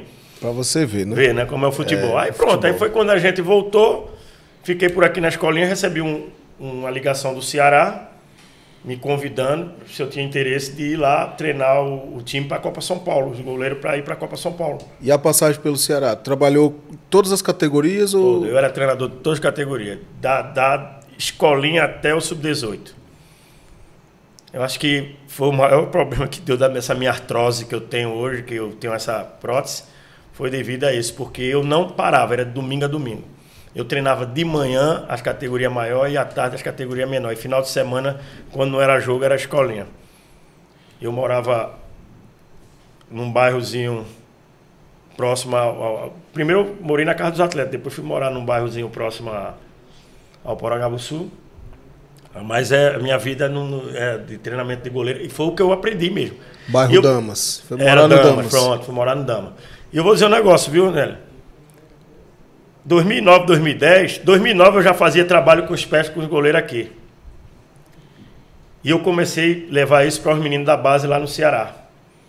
Eu fazia trabalhos, eu tinha um campo inteiro para mim, lá no Porangabuçu, porque Edmundo fazia muito trabalho em cima, numa parte de cima, tinha o profissional, tinha um profissional, tinha um espaço que era todo gramado atrás e tinha um campo embaixo. Apesar da minha distância com o Ceará, mas eu conheço lá. Pronto. Aí eu tinha, às vezes, ele disse, Conrado, eu não vou pegar goleiro hoje. Meu trabalho vai ser aqui só técnico, porque Edmundo, o que eu faço hoje com esses meninos aqui no projeto é o que eu aprendi com Edmundo. Porque o principal para um atleta é a parte de fundamento. O atleta ele não é só jogar, saber jogar. Ele tem que ter um bom fundamento. Porque tudo que você faz no fundamento acontece no jogo. Tudo. É uma bola que você tem que dar a passagem lateral, você levantar a perna, é você saltar, é você caber. Tudo que você faz no fundamento, você faz dentro de uma partida de futebol. Pois é, inclusive eu tenho acompanhado também o Luiz Carlos. O Luiz Carlos, Imperador. Tá com um projeto lá no Rio. O projeto que ele tem no Rio, ele trabalha muito fundamento. Fundamento. É o Trabalha principal, muito fundamento. É o principal de uma categoria de base. E eu vejo hoje, às vezes eu fico triste de ver alguns clubes aí, eles deixando a desejar nesse aspecto. Porque depois que o futebol brasileiro, que eu sempre vou falar e não tenho medo de falar, querer ser europeu, está acabando com a característica dos nossos jogadores. E a gente tem exemplo aí da nossa seleção brasileira. Né? O futebol brasileiro nunca precisou ter característica europeia. Fomos campeões do mundo, fomos campeões mundiais interclubes, fomos campeões tudo com nossa característica de futebol. Essa é a crítica que eu também faço. Porque hoje o brasileiro está querendo se apossar, digamos assim. Né? O brasileiro está querendo vestir o estilo europeu. Nunca e ficar igual. Podemos ser em organização. Isso aí eu concordo. Organização, tudo bem. Organização, material de trabalho, estádio bom, gramado bom, bola boa, material bom, chuteira boa, tudo. Mas eu acho que a peça fundamental, a nossa característica, nunca vai chegar ao futebol europeu. Porque o futebol europeu tem já uma educação deles lá, do futebol deles, que eles começam já desde o menino, acho que quando está na barriga ainda da mãe. E eles já acompanham aquela... Nós não. Nós somos jogador de subúrbio, jogador de favela, jogador de... Pô, é triste que hoje você não vê. A gente fazia jogador em campo de areia, pô. Hoje tá bom demais, hoje é grama sintética. Mas o jogador a gente fazia em campo. Ah, Conrado, mas mudou. Mudou o quê, macho? Foi que mudou. Inclusive mudou as organizações, mudou a parte material. Mas o jogador é dele. Quer dizer, onde é que a gente vai encontrar outro Ronaldinho Gaúcho? Onde é que a gente vai encontrar outro Rivaldo? Me diga aí. Me diga aí, depois que esses caras pararam, aonde é que a gente vai encontrar mais jogador? Onde é que tem hoje jogador? Me diga hoje no futebol brasileiro um jogador que seja parecido com o Rivaldo. Meia. Não tem. Inclusive, até a preparação, os caras tiraram a caixa de areia. Muitos clubes não usam mais a caixa de areia. Não. Eu não aconselho você fazer 2, 3 vezes na semana, mas uma vez perdida. É um trabalho legal. Mas os estudiosos hoje acham que não deve ser. Tem outros trabalhos que eles fazem na parte lá da fisiologia dele, das coisas dele lá, da parte física, que acha que deve suprir a caixa de areia. Mas eu acho que... Tem times hoje ainda, grandes, que trabalham em caixa de areia. A gente vê jogadores aí mesmo, o Hulk tá treinando em caixa de areia, pô. Então não serve? Serve pro Hulk, é? Só serve pro Hulk. Então, velho, tem coisas hoje no futebol, cara, que a gente fica triste. A gente não vê mais qualidade hoje no futebol, velho. Futebol hoje é altura, força. A gente não vê mais a qualidade técnica. Ah, mas tá... Sim, mas se tu tiver a força, a qualidade técnica e a inteligência, tu vai estar sempre... Pelé tinha tudo isso. Há 80 anos atrás. Verdade. Maradona tinha tudo isso. E não tinha toda essa tecnologia. E nós tínhamos grandes jogadores que jogavam bola muito. E era muito, né? Eu vejo, às vezes, uns estudiosos, né? Que são os estudiosos. Não, mas esses caras não jogariam hoje. Tá de brincadeira. Então quer dizer que o Ronaldo Fenômeno não jogaria hoje? Eu tenho certeza que com o que tem hoje ele não teria tido as contusões que ele teve. Com a tecnologia poderia ter sido evitado o que aconteceu com ele. Tá ajudando. Mas ia jogar do mesmo jeito. Tu é doido. Se ele fez gols que ele ia fazer muito mais, porque o homem já era completo. Por isso que ele é um fenômeno. O Ronaldo Fenômeno é completo. Você quer dizer mental, fisicamente, força, explosão. Se você disser que o Ronaldo Fenômeno não jogava hoje, o Zidane também não jogava. Mas aí você quando você vê o craque europeu, olha a característica do craque europeu. O craque. Você vê bons jogadores. Pô, o cara sabe tocar uma bola, dar um passe, um lançamento, bate bem, tá. Mas o craque europeu, vê a característica deles? Vê a característica do Zidane? A França tem um Zidane hoje? Não tem. Tem quem? Tem o Mbappé, que é um jogador de velocidade, sabe fazer mas gol, não bom tem finalizador. Mas não tem um Zidane. Mas não tem um jogador como Zidane, como já teve outros aí, das seleções passadas, Aí parte para a Alemanha. A Alemanha já teve jogadores também com muita qualidade. Quem viu o Rummenigge jogar, quem viu um Klinsmann jogar.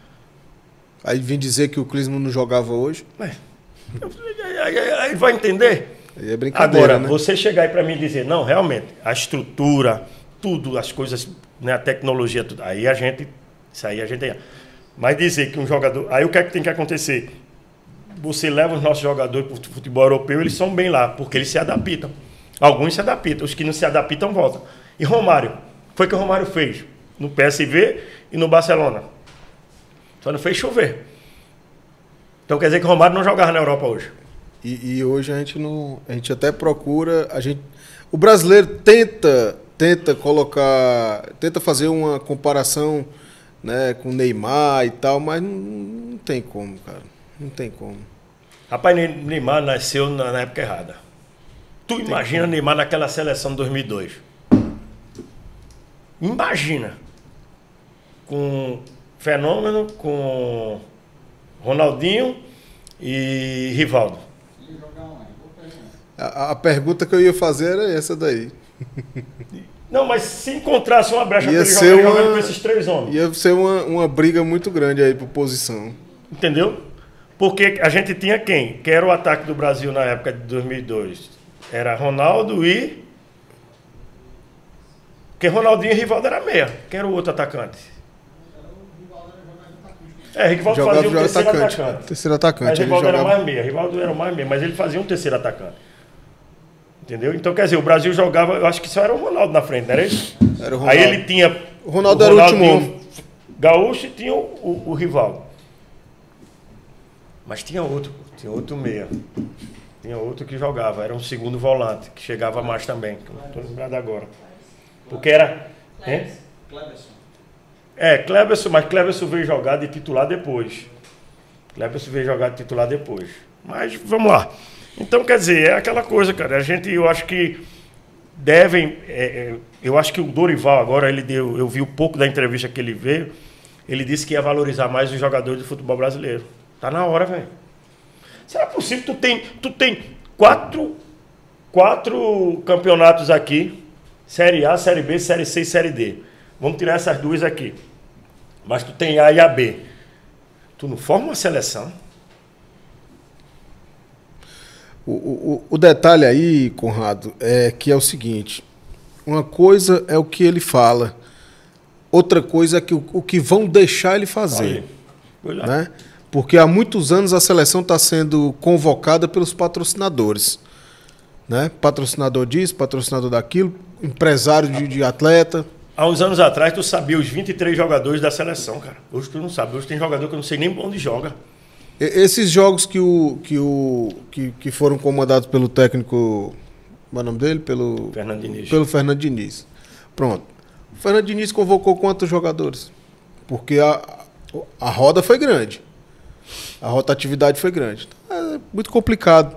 Mas eu fico na torcida. Mas sabe porque... uma coisa que eu vim observando do passado para hoje? Você está lembrado que há décadas antes da seleção brasileira existia a seleção de novos? Que Sim. Eles fazem a Olímpica agora? Sim. Porque antigamente não existia o futebol olímpico né, de seleções. Vem existir de um tempo para cá. Mas existia a seleção de novos, que era aqueles jogadores que iriam ser preparados para a seleção principal. Os caras, quando chegaram na seleção principal, os caras já vinham lapidados. Vários jogadores que ganharam as Copas do Mundo, a maioria deles passaram na seleção de novos. Eles foram base nas seleções de base e chegaram à seleção de novos.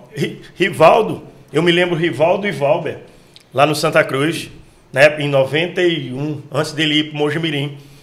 Eles foram convocados para a seleção de novos. O craque era o Valber Silva. Jogou no Palmeiras, jogou no Corinthians, que era o trio caipira. Sim. Valber, Leto e Rivaldo. Sim. Valber foi da minha época também. Valber comia na minha casa, velho. É maranhense. Mora em Brasília. Hoje o filho dele joga no Grêmio. Então, quer dizer, o craque que o Santa Cruz ia ganhar dinheiro era o Valber. E quem foi que estourou? Rivaldo.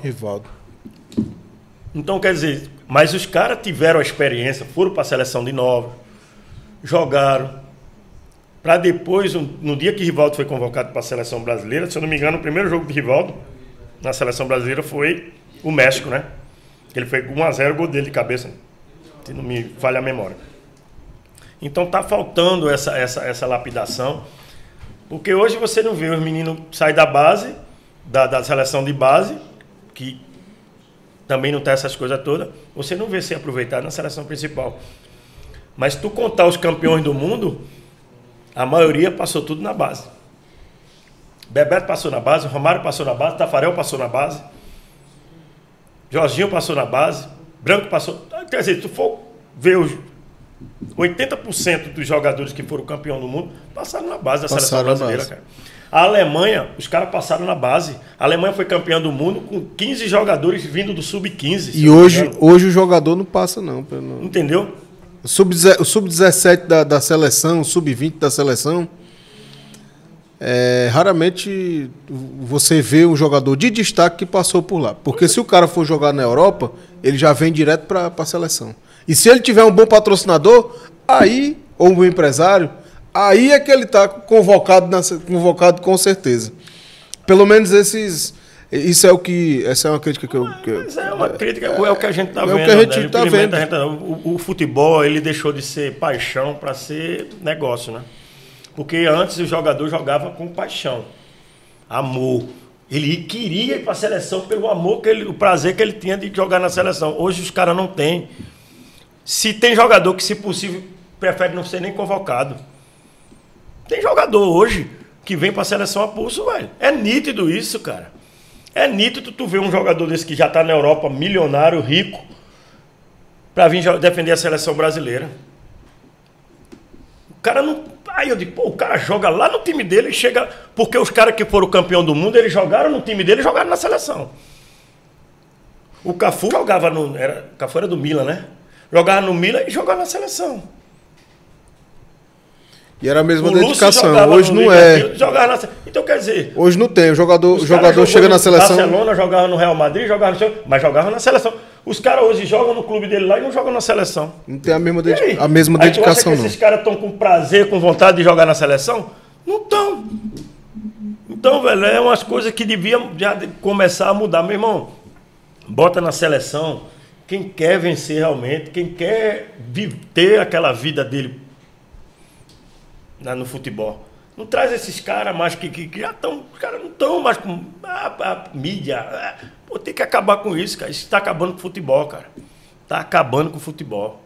Está acabando com o futebol. A gente vê meninos aí hoje aqui, pô. Eu fico doente em ver menino hoje com 13 anos de idade, 14 anos.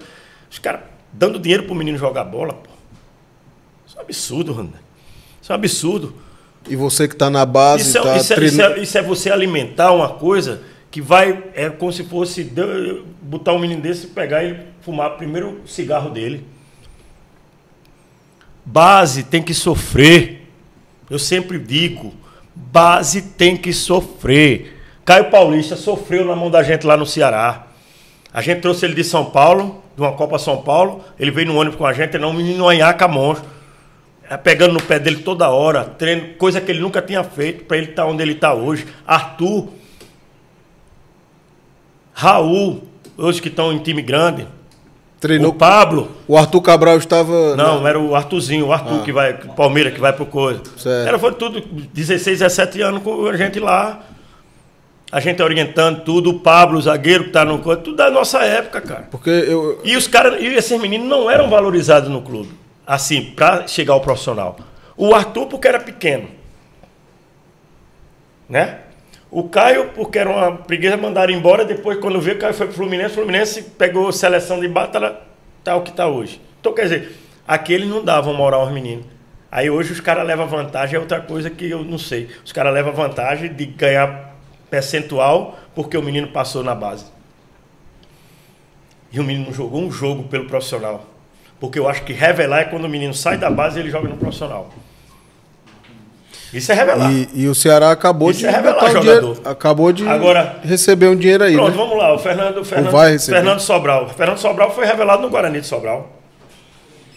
Ele passou por um período de avaliação, ficou lá, era novo, tudo profissionalizou, jogou profissional pelo Guarani, saiu do Guarani, mas ele foi revelado. Mas e o menino que saiu da base, aí foi embora, manda embora, aí vai lá para outro time, é revelado num outro time, aí de repente o time daqui, só porque ele passou na base, vai ganhar um percentual. É umas coisas que ninguém entende. Não é para entender. Como agora, o pessoal do Ceará se gabando porque Dorival começou no Ceará, recomeçou no Ceará. Para com isso, pô. Dorival passou pelo Ceará. Os caras meteram o pau em Dorival Júnior aí porque Dorival Júnior aceitou a proposta do Flamengo. Quem é que não quer aceitar uma proposta do Flamengo, macho? Quem é que não quer aceitar uma proposta do Flamengo? Exatamente. Não tu quer dizer que qualquer jogador que tem treinador que chegue o Flamengo convidar, ele não vai? Rogério Ceni saiu do Fortaleza, foi pro Flamengo. E aí? Primeiro foi pro Cruzeiro, viu a besteira que fez, voltou. E depois recebeu. Aí tu acha que o cara... Rapaz, o sonho de qualquer jogador brasileiro, seja ele qual for, é jogar no Flamengo. A gente é Flamengo, Corinthians. Mas o Flamengo, porque o Flamengo... Corinthians também, mas o Flamengo ainda é um time ainda que hoje a gente pode dizer que é o time que tem a maior torcida no Brasil. Entendeu? Porque o Flamengo passou grandes jogadores, cara. Eu vi o Flamengo de Zico jogar, cara, no Arruda, contra Santa Cruz. Porra, era de encher os olhos mesmo. Você vê Sócrates jogar, Adílio, Andrade. Pô, eu olhava assim, eu disse, eu posso dizer que vi jogadores de verdade jogar assim, ó.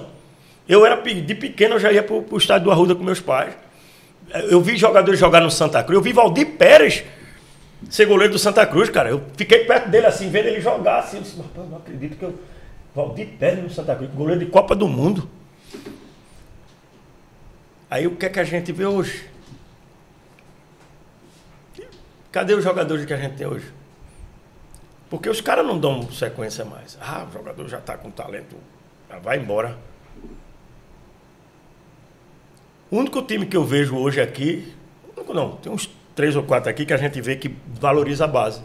Palmeiras, Atlético Paranaense. O São Paulo voltou a valorizar, de um tempo para cá.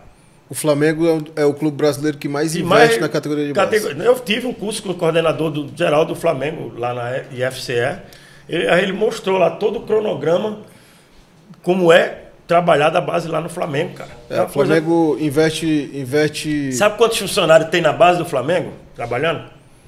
No dia que ele mudou? 104 funcionários na base do Flamengo. De tudo. 104 funcionários. Aí a gente vê time aqui que tem 10, tem muito.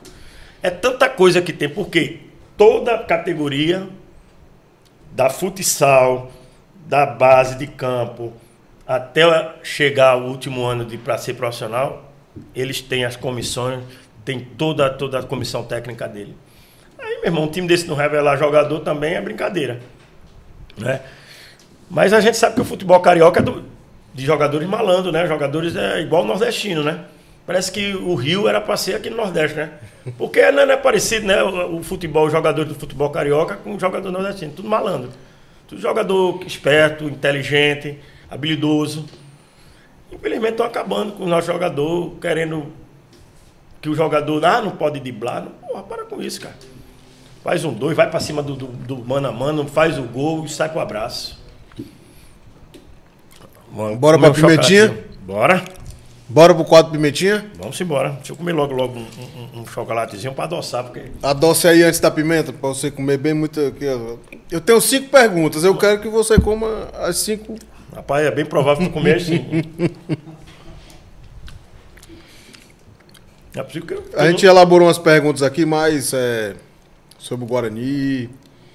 Vixe, Maria. Né? Mais umas perguntas, porque você está dentro do Guarani, né? Desde 2009. Eu tava um dia desse... Praticamente. Um dia desse eu tava... Eu até falei pra minha esposa, eu disse, rapaz, olha como são as coisas, lá em Recife, os caras... Não é quer dizer que eu não fui valorizado. Mas eu não tive a oportunidade que eu tive aqui no estado do Ceará, cara. Só falta eu trabalhar no ferroviário. Para eu dizer que eu trabalhei nos 5 maiores clubes do estado. Trabalhei no Icasa, fui campeão. Trabalhei no Ceará, ganhei tudo. Trabalhei no Guarani, fui campeão. Trabalhei no Fortaleza, na coordenação de lá de escolinha, tá, mas um trabalho legal. Só falta o ferroviário agora para ser... Você está querendo ir lá para o Tubarão da Barra? Eu vou ser sério, Rondelli, eu não penso mais em me iludir para trabalhar em clube, não. Assim, clube sair daqui para longe, deixar minha Conrado, família. Eu quero fazer um trabalho, aqui em Sobral, cara. Eu sempre tenho algumas pessoas aqui que não gostam de mim, porque não me conhecem a fundo. E não pode chegar assim, eu não vou dizer, eu nunca fui melhor do que ninguém. Mas eu fui um cara que eu sempre procurei aprender para poder ensinar. O meu trabalho hoje nesse projeto SEC não é para ser melhor do que ninguém, não é para disputar competição, para ser campeão, não. O trabalho ali é para quê? Para que eu possa desenvolver o que um garoto ele vai precisar para um dia que ele for para um clube. Ou até mesmo jogar essas competições deles aqui. É a parte de fundamento, é a parte tática. Entendeu? Mas as pessoas aqui de Sobral, às vezes eu acho que eles não param para pensar. O forte de Sobral é o futsal. Isso aí é fato. A gente vê todas as categorias pequenininhas até uma adulta, futsal. É excelente. Para o início de uma preparação dessa garotada, menino de 6, 7, 8, 10, 11, 12, 13 anos jogar futsal é show. E aqueles de 15, 16 que gostam de jogar futsal, mas que já vão, eu sei que eles já querem integrar para o campo.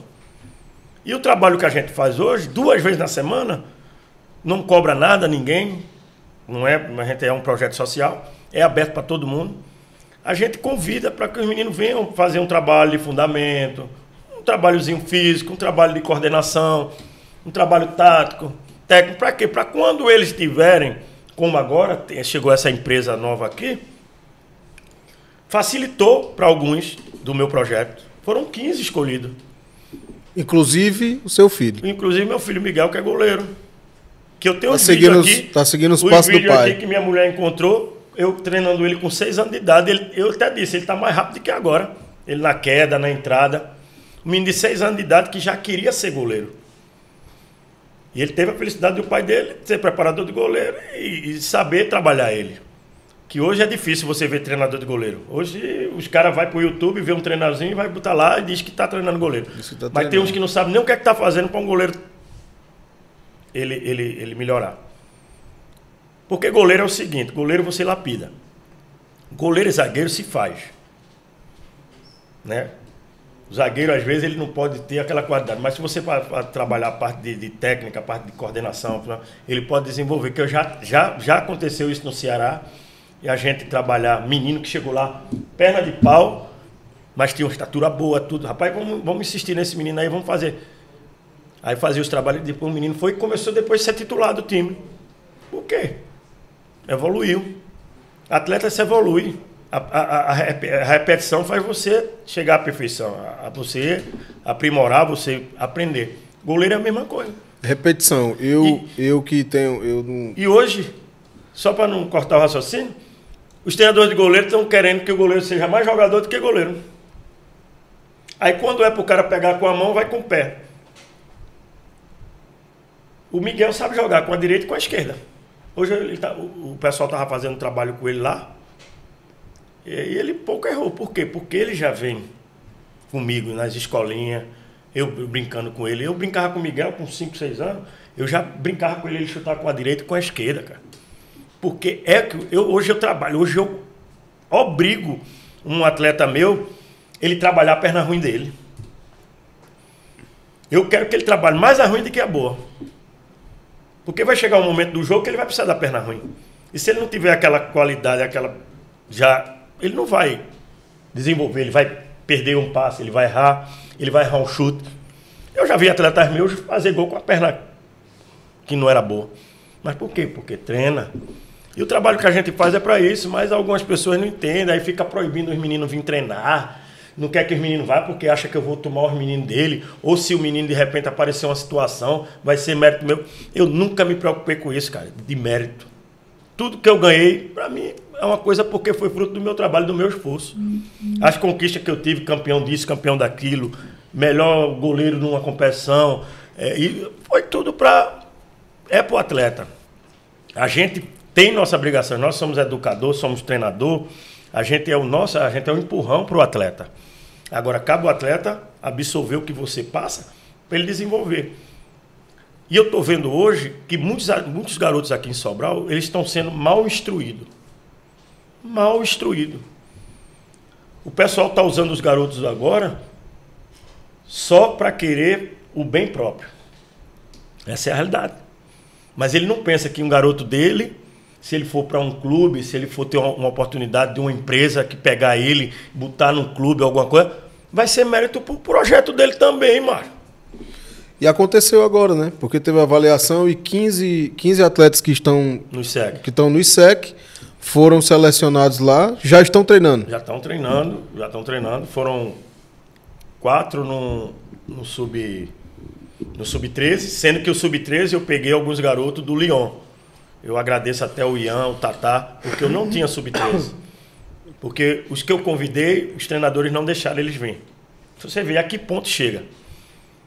Inclusive, eu queria aqui registrar que entre esses garotos, tinha dois precisavam fazer exame, porque todos os garotos que passaram nessa escolinha, que é uma escolinha privada de investidores estrangeiros, né, precisam ou precisarão apresentar os exames, né, exame obrigatório, exame cardíaco, enfim. Qualquer clube, né? Isso. E entre esses 15 garotos, tinham 2 que a família não tinha condições de bancar ou pagar esses exames. Então, eu procurei, quando eu fiquei sabendo, eu procurei um grande amigo, né, que eu já sabia que ele ia se dispor a ajudar, que foi o Dr. Luiz Henrique, cardiologista. No momento em que eu falei para ele que esses 2 garotos precisavam realizar esses exames cardíacos, cardiológicos, para apresentar e dar continuidade ao seu sonho de ser futebol, ele já se colocou à disposição, pediu para os garotos irem até o consultório, até a clínica dele, lá na clínica Dr. Dimas. Os meninos foram, fizeram os exames, receberam os laudos, e aqui fica o registro, né?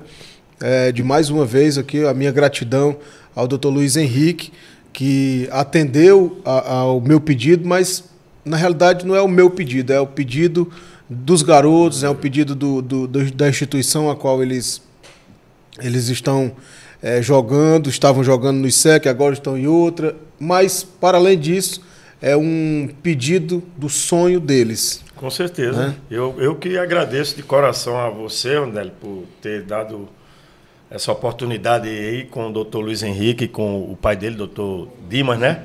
O Dr. Luiz Henrique eu fiz até um tempo atrás, aí, acho que foi em 2015. Ele fez um exame médico lá com o pessoal do Guarani e eu me afoitei de fazer. Ele me botou numa esteira lá, cheio de negócio. Meu amigo, o homem fez eu correr tanto que eu vi a hora. Eu digo, doutor, não, bora, teu coração tá bom. Eu digo, rapaz, se fosse fazer hoje, eu acho que eu não faço 2 minutos na esteira. Mas eu agradeço a ele de coração, é um torcedor que também é um torcedor do Guarani, né?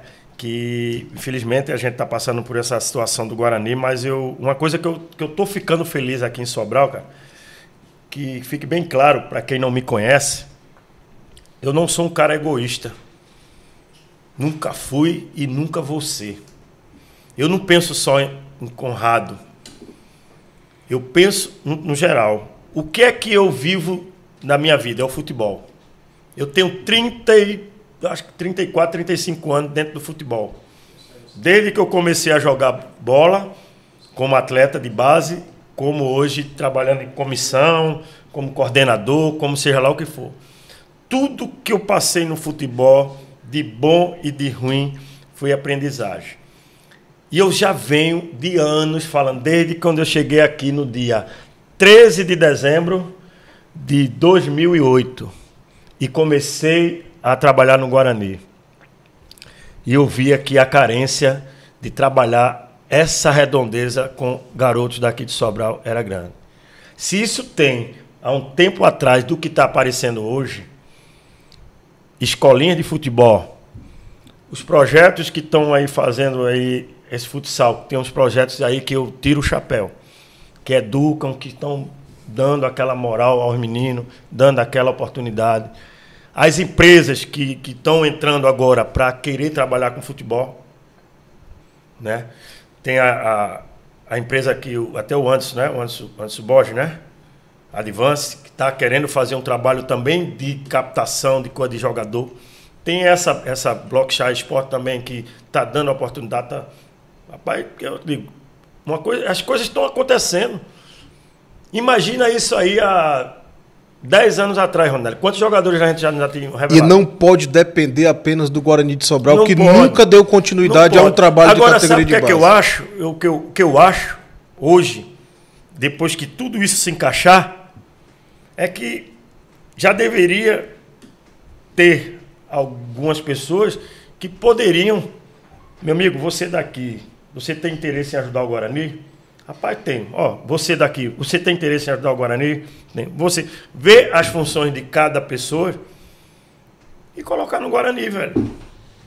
Porque a facilidade que teria para poder você ter um time registrado, você ter um time de tradição, você ter uma mina de ouro aqui, que tem de jogador aqui, de meninos de base, tem jogadores já com 20 e poucos anos, que são bons. Eu encontrei agora o Raimundinho, com 26 anos de idade, jogando no Santos, naquele campeonato da Amigo da Bola. No Santos do Senhor Saboia? Não, o Santos de um interior aí. Jaibara, se eu não me engano. Foi o campeão. Jaibara tem tanto time que a gente nem... Ele jogou, aí o cara disse, rapaz, vai vir um volante lá. Eu vou ser sincero. Eu passei esse período todo aqui no Guarani, os volantes que já passaram no Guarani. Mas eu não vi um volante igual a ele, não. E eu trouxe ele pro Guarani. Ele pagaram lá a coisa dele e eu botei ele para jogar contra o Ferroviário. Foi o melhor em campo. Eu acho que o Guarani se vai ter como se reerguer. Imagina você captando alguns caras. Agora, o que é que falta aqui em Sobral? Compromisso desses garotos. Por quê? Porque os garotos já se viciaram. Eles querem uma oportunidade no clube. Começam a treinar. Aí daqui a pouco, termina o treino, quando é de noite, eles vão jogar. Cadê o teu descanso, macho? Que tu trabalhou com um trabalho de... Hoje eu acompanhei o trabalho lá na Blockchain, que eu estou levando meu filho. Eu estava indo de manhã, apresentei os meninos ontem pela manhã. E não fui hoje pela manhã, eles foram já por conta própria. E eu fui à tarde, eu estou indo porque eu estou levando meu filho. O trabalho que o pessoal está fazendo, eu até parabenizo. E os profissionais que são da cidade, que já eram para ter oportunidade há muito tempo. Mas por que não tiveram oportunidade? O que foi que faltou para esses caras ter trabalhado no Guarani? Ah, não vou não, porque o Guarani é sem futuro. Porra, velho, como é que tu sabe que o Guarani é sem futuro se tu não chegou lá e tentou? Então quer dizer que eu trabalhei a minha vida toda e fui sem futuro no Guarani. Eu tenho 5 passagens no Guarani. Então quer dizer que essas 5 minhas passagens no Guarani foi sem futuro. Ganhei título, fiquei conhecido, trabalhei grandes goleiros, conheci grandes jogadores, conheci o Brasil, estados aí disputando o Campeonato Brasileiro pelo Guarani, saí do Guarani para Clube Grande, Então, quer dizer, o Guarani foi sem futuro para mim. Tá vendo a que ponto chega a cabeça do pensamento das pessoas aqui? Agora, o que é que falta, o que poderia ser? Esses donos de time, que eu já tinha feito essa proposta para me reunir com eles, mas depois quando eles começaram a falar um monte de coisa aí, de minha pessoa, nos grupos deles, que a gente fica sabendo. Ah, nada, ali é um enganador, ali é um que está fazendo os meninos de idiota, ali... Eu tenho hoje 2 jogando a Taça São Paulo aí, em clubes. Então, quer dizer, o trabalho foi em vão que a gente fez na base agora. Sem nada. Sem receber salário. 7 meses, 7 meses sem receber 7 meses sem receber salário. Então, quer dizer... Agora, uma coisa que eu aprendi na minha vida, trabalhar para mim. Eu trabalho para mim. Eu trabalho para mim. Agora, eu visto a camisa da entidade que me contrata. Mas o primeiro eu trabalho para mim, porque eu quero me aperfeiçoar no que eu faço. Eu quero ser profissional no que eu faço. Eu não sou um cara estudioso, não tenho faculdade, não tenho, mas a minha vivência aqui eu não troco. Por nenhum desses que tem faculdade, grau de não sei de que, eu não troco.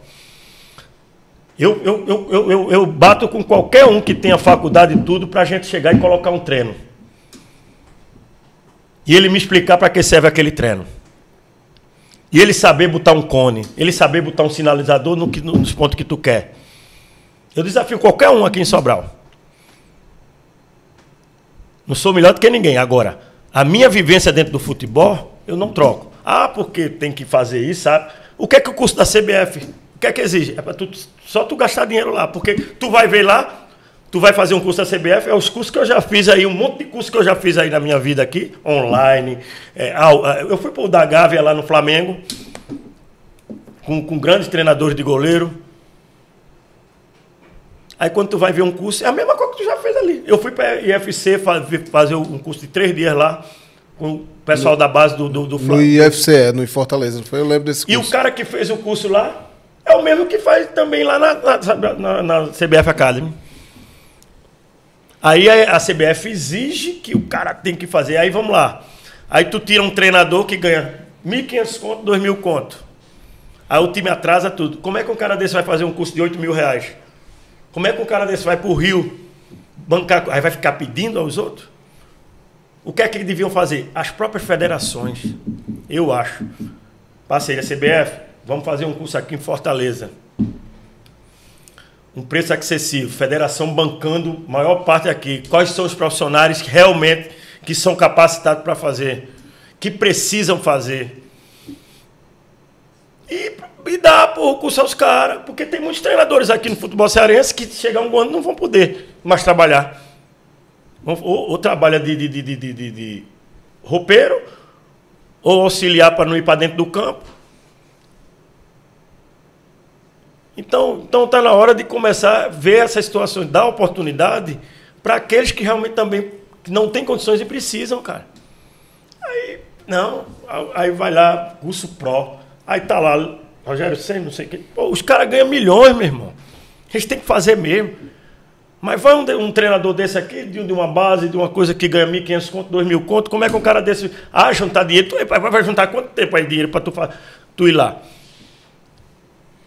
Tudo bem, é o direito dele ele fazer, mas eu acho que já devia ter essa flexibilidade das federações, de cada estado, proporcionar esse curso para os profissionais realmente. Rapaz, Ceará não digo Ceará e Fortaleza, que os caras lá devem ganhar um pouquinho bem. Às vezes nem ganham, mas os caras já devem ter uma ajuda lá. Porque quando eu fiz o curso lá no Rio, lá no Flamengo, o Ceará bancou minha viagem.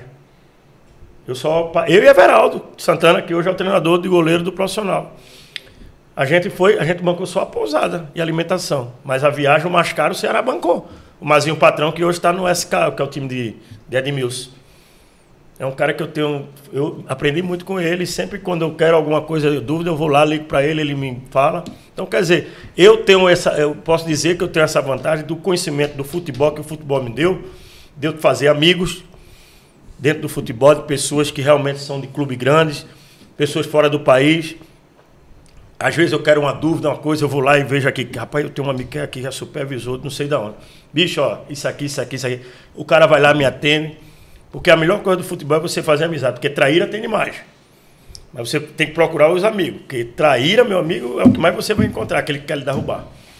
Mas o futebol é isso, cara. Eu espero que agora em Sobral, com tudo isso que esteja acontecendo, a gente possa melhorar essa base aqui, viu? Vai melhorar. Agora nós vamos aqui para a parte aqui boa. Pimenta no salgadinho. A pimentinha funciona o seguinte, o quadro pimentinha funciona da seguinte maneira. Eu vou fazer aqui as perguntas, se você acertar, eu como o salgadinho com pimenta. Certo. Se você errar, você que come. Eu espero que você coma todas 5. Rapaz, eu vou fazer igual o Ricardo Baiano, que fez tu comer. Rapaz, o Ricardo Baiano me fez comer. Acertou 4 perguntas. Errou uma. Só errou uma. Pois Também é. tu perguntou as mais fáceis, que ele sabia. Mas eram as perguntas de número, o homem sabia de tudinho. Só não soube responder a minutagem dele. Rapaz, ele fica doidinho quando eu digo que o gol que ele fez, o único gol que ele fez na carreira, ele chutou a bola e ainda o cara fez conta pra ele e o juiz deu o gol dele. Não, o gol foi meu, ele fez um gol na carreira, um golaço. Você tava no Guarani de 2010? Na Série D, tava? Não. Tava não. Não, eu tava no Ceará já. Tava no Ceará? Eu saí do Guarani, eu só disputei o Cearense e depois eu voltei em 2012. Foi, né? Beleza. Pois vamos lá. Já Eu sei que tem umas perguntinhas aqui que eu sei que você acompanha, né? Essas pessoas aqui, esses jogadores. Então, acho que você vai acertar. Eu lembro dele, mas não lembro de mim, não. Normal. Qual é o nome do time? O nome do time atual que não tem opção. O nome do time atual Não tem pra mim, mas... Não, essa pergunta não tem. São duas perguntas que não tem. O nome do time do goleiro Célio. Eita, agora tu me pegou. Eu sei que é em Malta. Mas agora tu me pegou. Aí eu sei que é em Malta. Ele tá em Malta, cara. Devia ter as opções, né? Aí eu ia me lembrar do nome do time.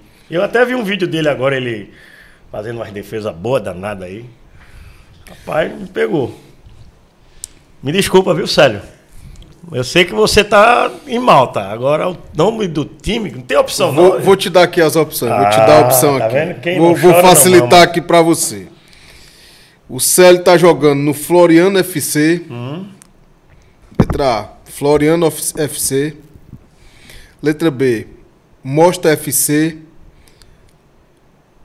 Sirens FC ou Santa Lúcia FC? Eita, eu tô na dúvida de 2. Floriano, Mosta, Sirens FC ou Santa Lúcia? Santa Lúcia. Rapaz, é um nome fácil, é. Floriano não é não. Eu acho que é Santa Lúcia. Santa Lúcia. Santa Lúcia. Pode comer. Pode comer sua pimentinha. Ela disse que se falar você não lembrava. Eu dei o nome. Beleza, cara. Eu vou comer aqui a pimentinha. Não tem problema não. Aí, Ricardo Baiano, não é só tu não, viu, que tá fazendo ele comer não, viu, negão? Aí, ó o homem. Rapaz, eu só fiz até agora só o Fernando Sobral comer pimenta mesmo aqui. Rapaz, brincadeira. Fernando comeu pimenta, foi. Mas, Fernando, meu xará. Um abraço pra ele, velho. O cara aí que eu tenho um carinho muito grande, tá aí bem, graças a Deus. Lutou pra chegar onde tá hoje. Fernando Sobral comeu 3 pimentinhas aqui. Olha aí. Foi 3. Aí veio o Ricardo Baiano e me fez comer. Agora vem aqui o xará dele aqui pra fazer a mesma coisa. Vamos continuar aqui, né? Bora. Quantos gols o Guarani tomou na Série D de 2010? 1. Letra A, 19. Letra B, 20. Era o Vantuí. Letra C, 21. E letra D, 22. Quantos gols o Guarani tomou na Série D de 2010? O goleiro era o Vantuí. O Vantuí sempre tem essa média de 20 e pouco, porque no Cearense ele tomou 26 ele foi o goleiro menos vazado, em 2009, com 26 gols. Pai. Se fosse 19, ele tinha sido o melhor goleiro da Série D. Do menos vazado. Não foi. Não pode ter sido, mas foi não. 19, 20, 21, 22. Eu vou chutar, velho. Vou chutar. Vou ficar nesse meio aqui. 21. Pode ficar à vontade, viu? Ele tomou 19 gols. Mas aí ele foi mesmo. 19 gols na Série D de 2010, o ano que a gente foi campeão brasileiro. Olha aí, rapaz. Aí, fica à vontade aí na pimentinha, viu? Gostou da pimentinha, da perguntinha? Gostei. É seu amigo Vantuí, né? Tinha que ter aqui, né? É porque geralmente era essa safra mesmo de 20 e pouco. Mas tá bom, parabéns pra ele. Tomou só 19? 19 gols. E o Guarani marcou 35. Não estamos danados. Não, a pimentinha é boa, rapaz. A pimentinha é boa. A primeira entra boa, né? Vamos ver a segunda e a terceira, né? A pimentinha é só o filé, rapaz. A gente comprou aqui a pimentinha molho boa. cremoso, ó. É. Defumado. Tô te falando. Tem aqui 2 marcas aqui que a gente tá esperando entrar aqui os patrocínios, o jabá, como a gente chama. Entrar Jabá? o jabá. É, porque é assim que a gente chama, né? Na comunicação a gente chama jabá. Jabá, tu sabe o que é em Recife, Eu né? sei sim. É bom demais. É que nem o rapazinho que foi pro... Já? Lá em Recife, Jabá? O pai de Vantuí era o maior vendedor de jabá que tinha lá no mercado de Água Fria. Era bom demais. Aquele feijãozão com charque desse tamanho, um pedaço. Vamos lá. Vamos lá, para a próxima. Próxima pergunta. Sobre o Vantuí. Seu amigo. Tá todo tempo ali pertinho, não tem como não, rapaz. Primeiro clube que o Vantuí jogou. Desportivo Guarabira. Desportivo Guarabira. Letra B. Belo Jardim. Letra C. Intercontinental. Letra D. Central. Ganhei pra você. Nenhuma das 4. Qual foi? Atlético Caruaru. Atlético Caruaru. Porque é o seguinte... Que é o Porto hoje. A gente... Ah, tá. Aí do Atlético Caruaru, Paulo Emílio pegou num jogo amistoso lá e convidou ele para o Central. Coma. Aí ele foi pro Central. Então, é o porque Central. o primeiro registro, o registro que tem é o Central. Mas o primeiro time profissional que ele jogou foi o Atlético Caruaru. Ele passou no Ibis, mas só fez treinar 2 dias. Aí o cara chamou para fazer um jogo lá em Caruaru. Aí ele foi, aí o cara do Caruaru convidou ele. Eu me lembro desse jogo. Foi em 90, eu acho. Aí ele pegou um jogo lá, 1-0 pro Central. Ele fechou o gol. Aí Paulo Emílio convidou ele, assinou um contrato com o Central de Caruaru. Já entendi. Pronto. Eu entendi. 2-1, né? Tá bom. Olha lá. Vamos pra próxima. Mais. De 2009. Aí eu sei. Quantas partidas o Clodoaldo jogou em 2009 pelo Guarani, no Campeonato Cearense? Que tem, segundo o site, o gol. É o registro. Certo. Quantas partidas o Clodoaldo jogou em 2009 pelo Guarani em 2009? No Campeonato Cearense. Mas isso aí, esse registro serve tanto como ele entrou no decorrer, como se ele entrou na partida, tem um registro. Campeonato Cearense são 10 partidas, né? Tem não os números aí, não? Tem. Vamos lá. Clodoaldo jogou 4 partidas, jogou 5 partidas, 6 partidas ou 8 partidas?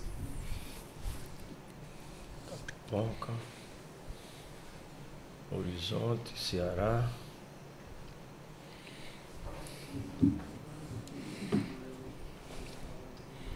Eita, agora. Quantas partidas o As Clodoaldo... 2 últimas é quantas? 6 e 8, é? 6 e 8. Letra A, 4. Letra B, 5. Letra C, 6. E letra D, 8 partidas. Ou é a C ou é a D, velho. Tá em 6 e 8. Pois cuida, quantas partidas o Clodoaldo fez?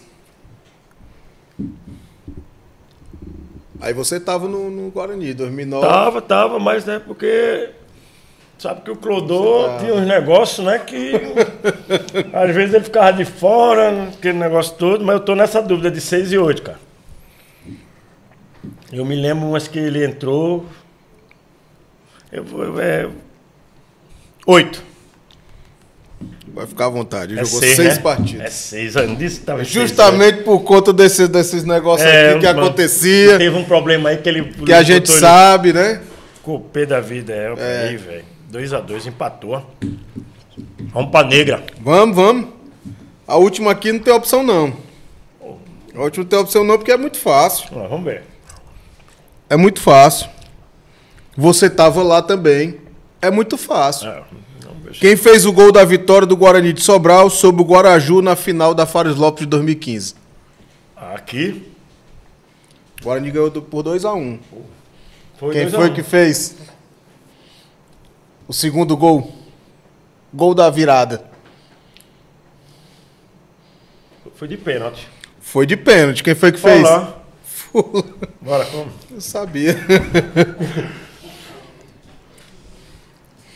Primeiro gol foi de Moré, não foi? Deles. Rapaz, Moré. cadê o Furlan mesmo? O Furlan jogou falar muito. mais não.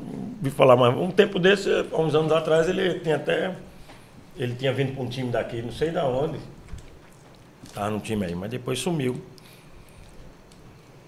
É a dupla, ele e Zuba. É. Ô dupla, hein? Esse foi o quadro Pimentinha, né? Ficou 3-2. Eu ganhei. Eu que comi mais, né? Então eu ganhei. De novo, eu comi mais do que o convidado. Mas tudo bem, tá certo. Todos que vieram, tu conseguiu comer mais do que os. Não, o Fernando Sobral comeu mais. Ah, Fernando Sobral. Foi 4-1, não foi? Fernando Sobral foi 4-1. Aí veio o Ricardo, aí devolveu os 4-1. Aí agora ficou mais equilibrado no 3-2. Ricardo é uma figura. Hein? Imagina aquilo, quando o Boa Viagem foi ele, foi o treinador, hein? Vai ser a resenha. E ele já veio aqui e disse que a final vai ser Boa Viagem e Guarani de Sobral. Em 2025, né? 2025. Não, 24 não. Só se for para Fares Lopes. Mas Fares Lopes não. Guarani não vai pra canto nenhum, não. Mas é. Bom, Fernando Conrado, queria te agradecer aqui por ter aceito o convite, por estar aqui com a gente, batendo esse papo bacana, né, no De Frente com a Torcida, trazendo aqui os causos e os casos, os cases. Se a gente for contar aqui, vai ter que negócio de 5 anos. A resenha é boa mais uma demais. vez deixaram a seleção brasileira de fora, não pude contar a história da seleção, mas deixa pra outra. Foi bom demais, um momento bom. Foi bom, foi Ao bom. lado dos caras. É a coisa melhor do mundo, tem É sempre bom. coisa única, né? É sempre bom. E agora, né, a gente vai subir aí no Torcida Amiga, para todo mundo ficar antenado, né? E ver a entrevista aqui com o Fernando Conrado. Já vou mandar o Entrevista link bacana. para um monte. Para Recife mesmo, mandar para tudinho, para a família, tudo. Eu que agradeço, Ronélio, mais uma vez a oportunidade, cara, e feliz aí ter você que sempre está aí dando essa moral para a gente que está dentro do futebol aqui sobralense, né?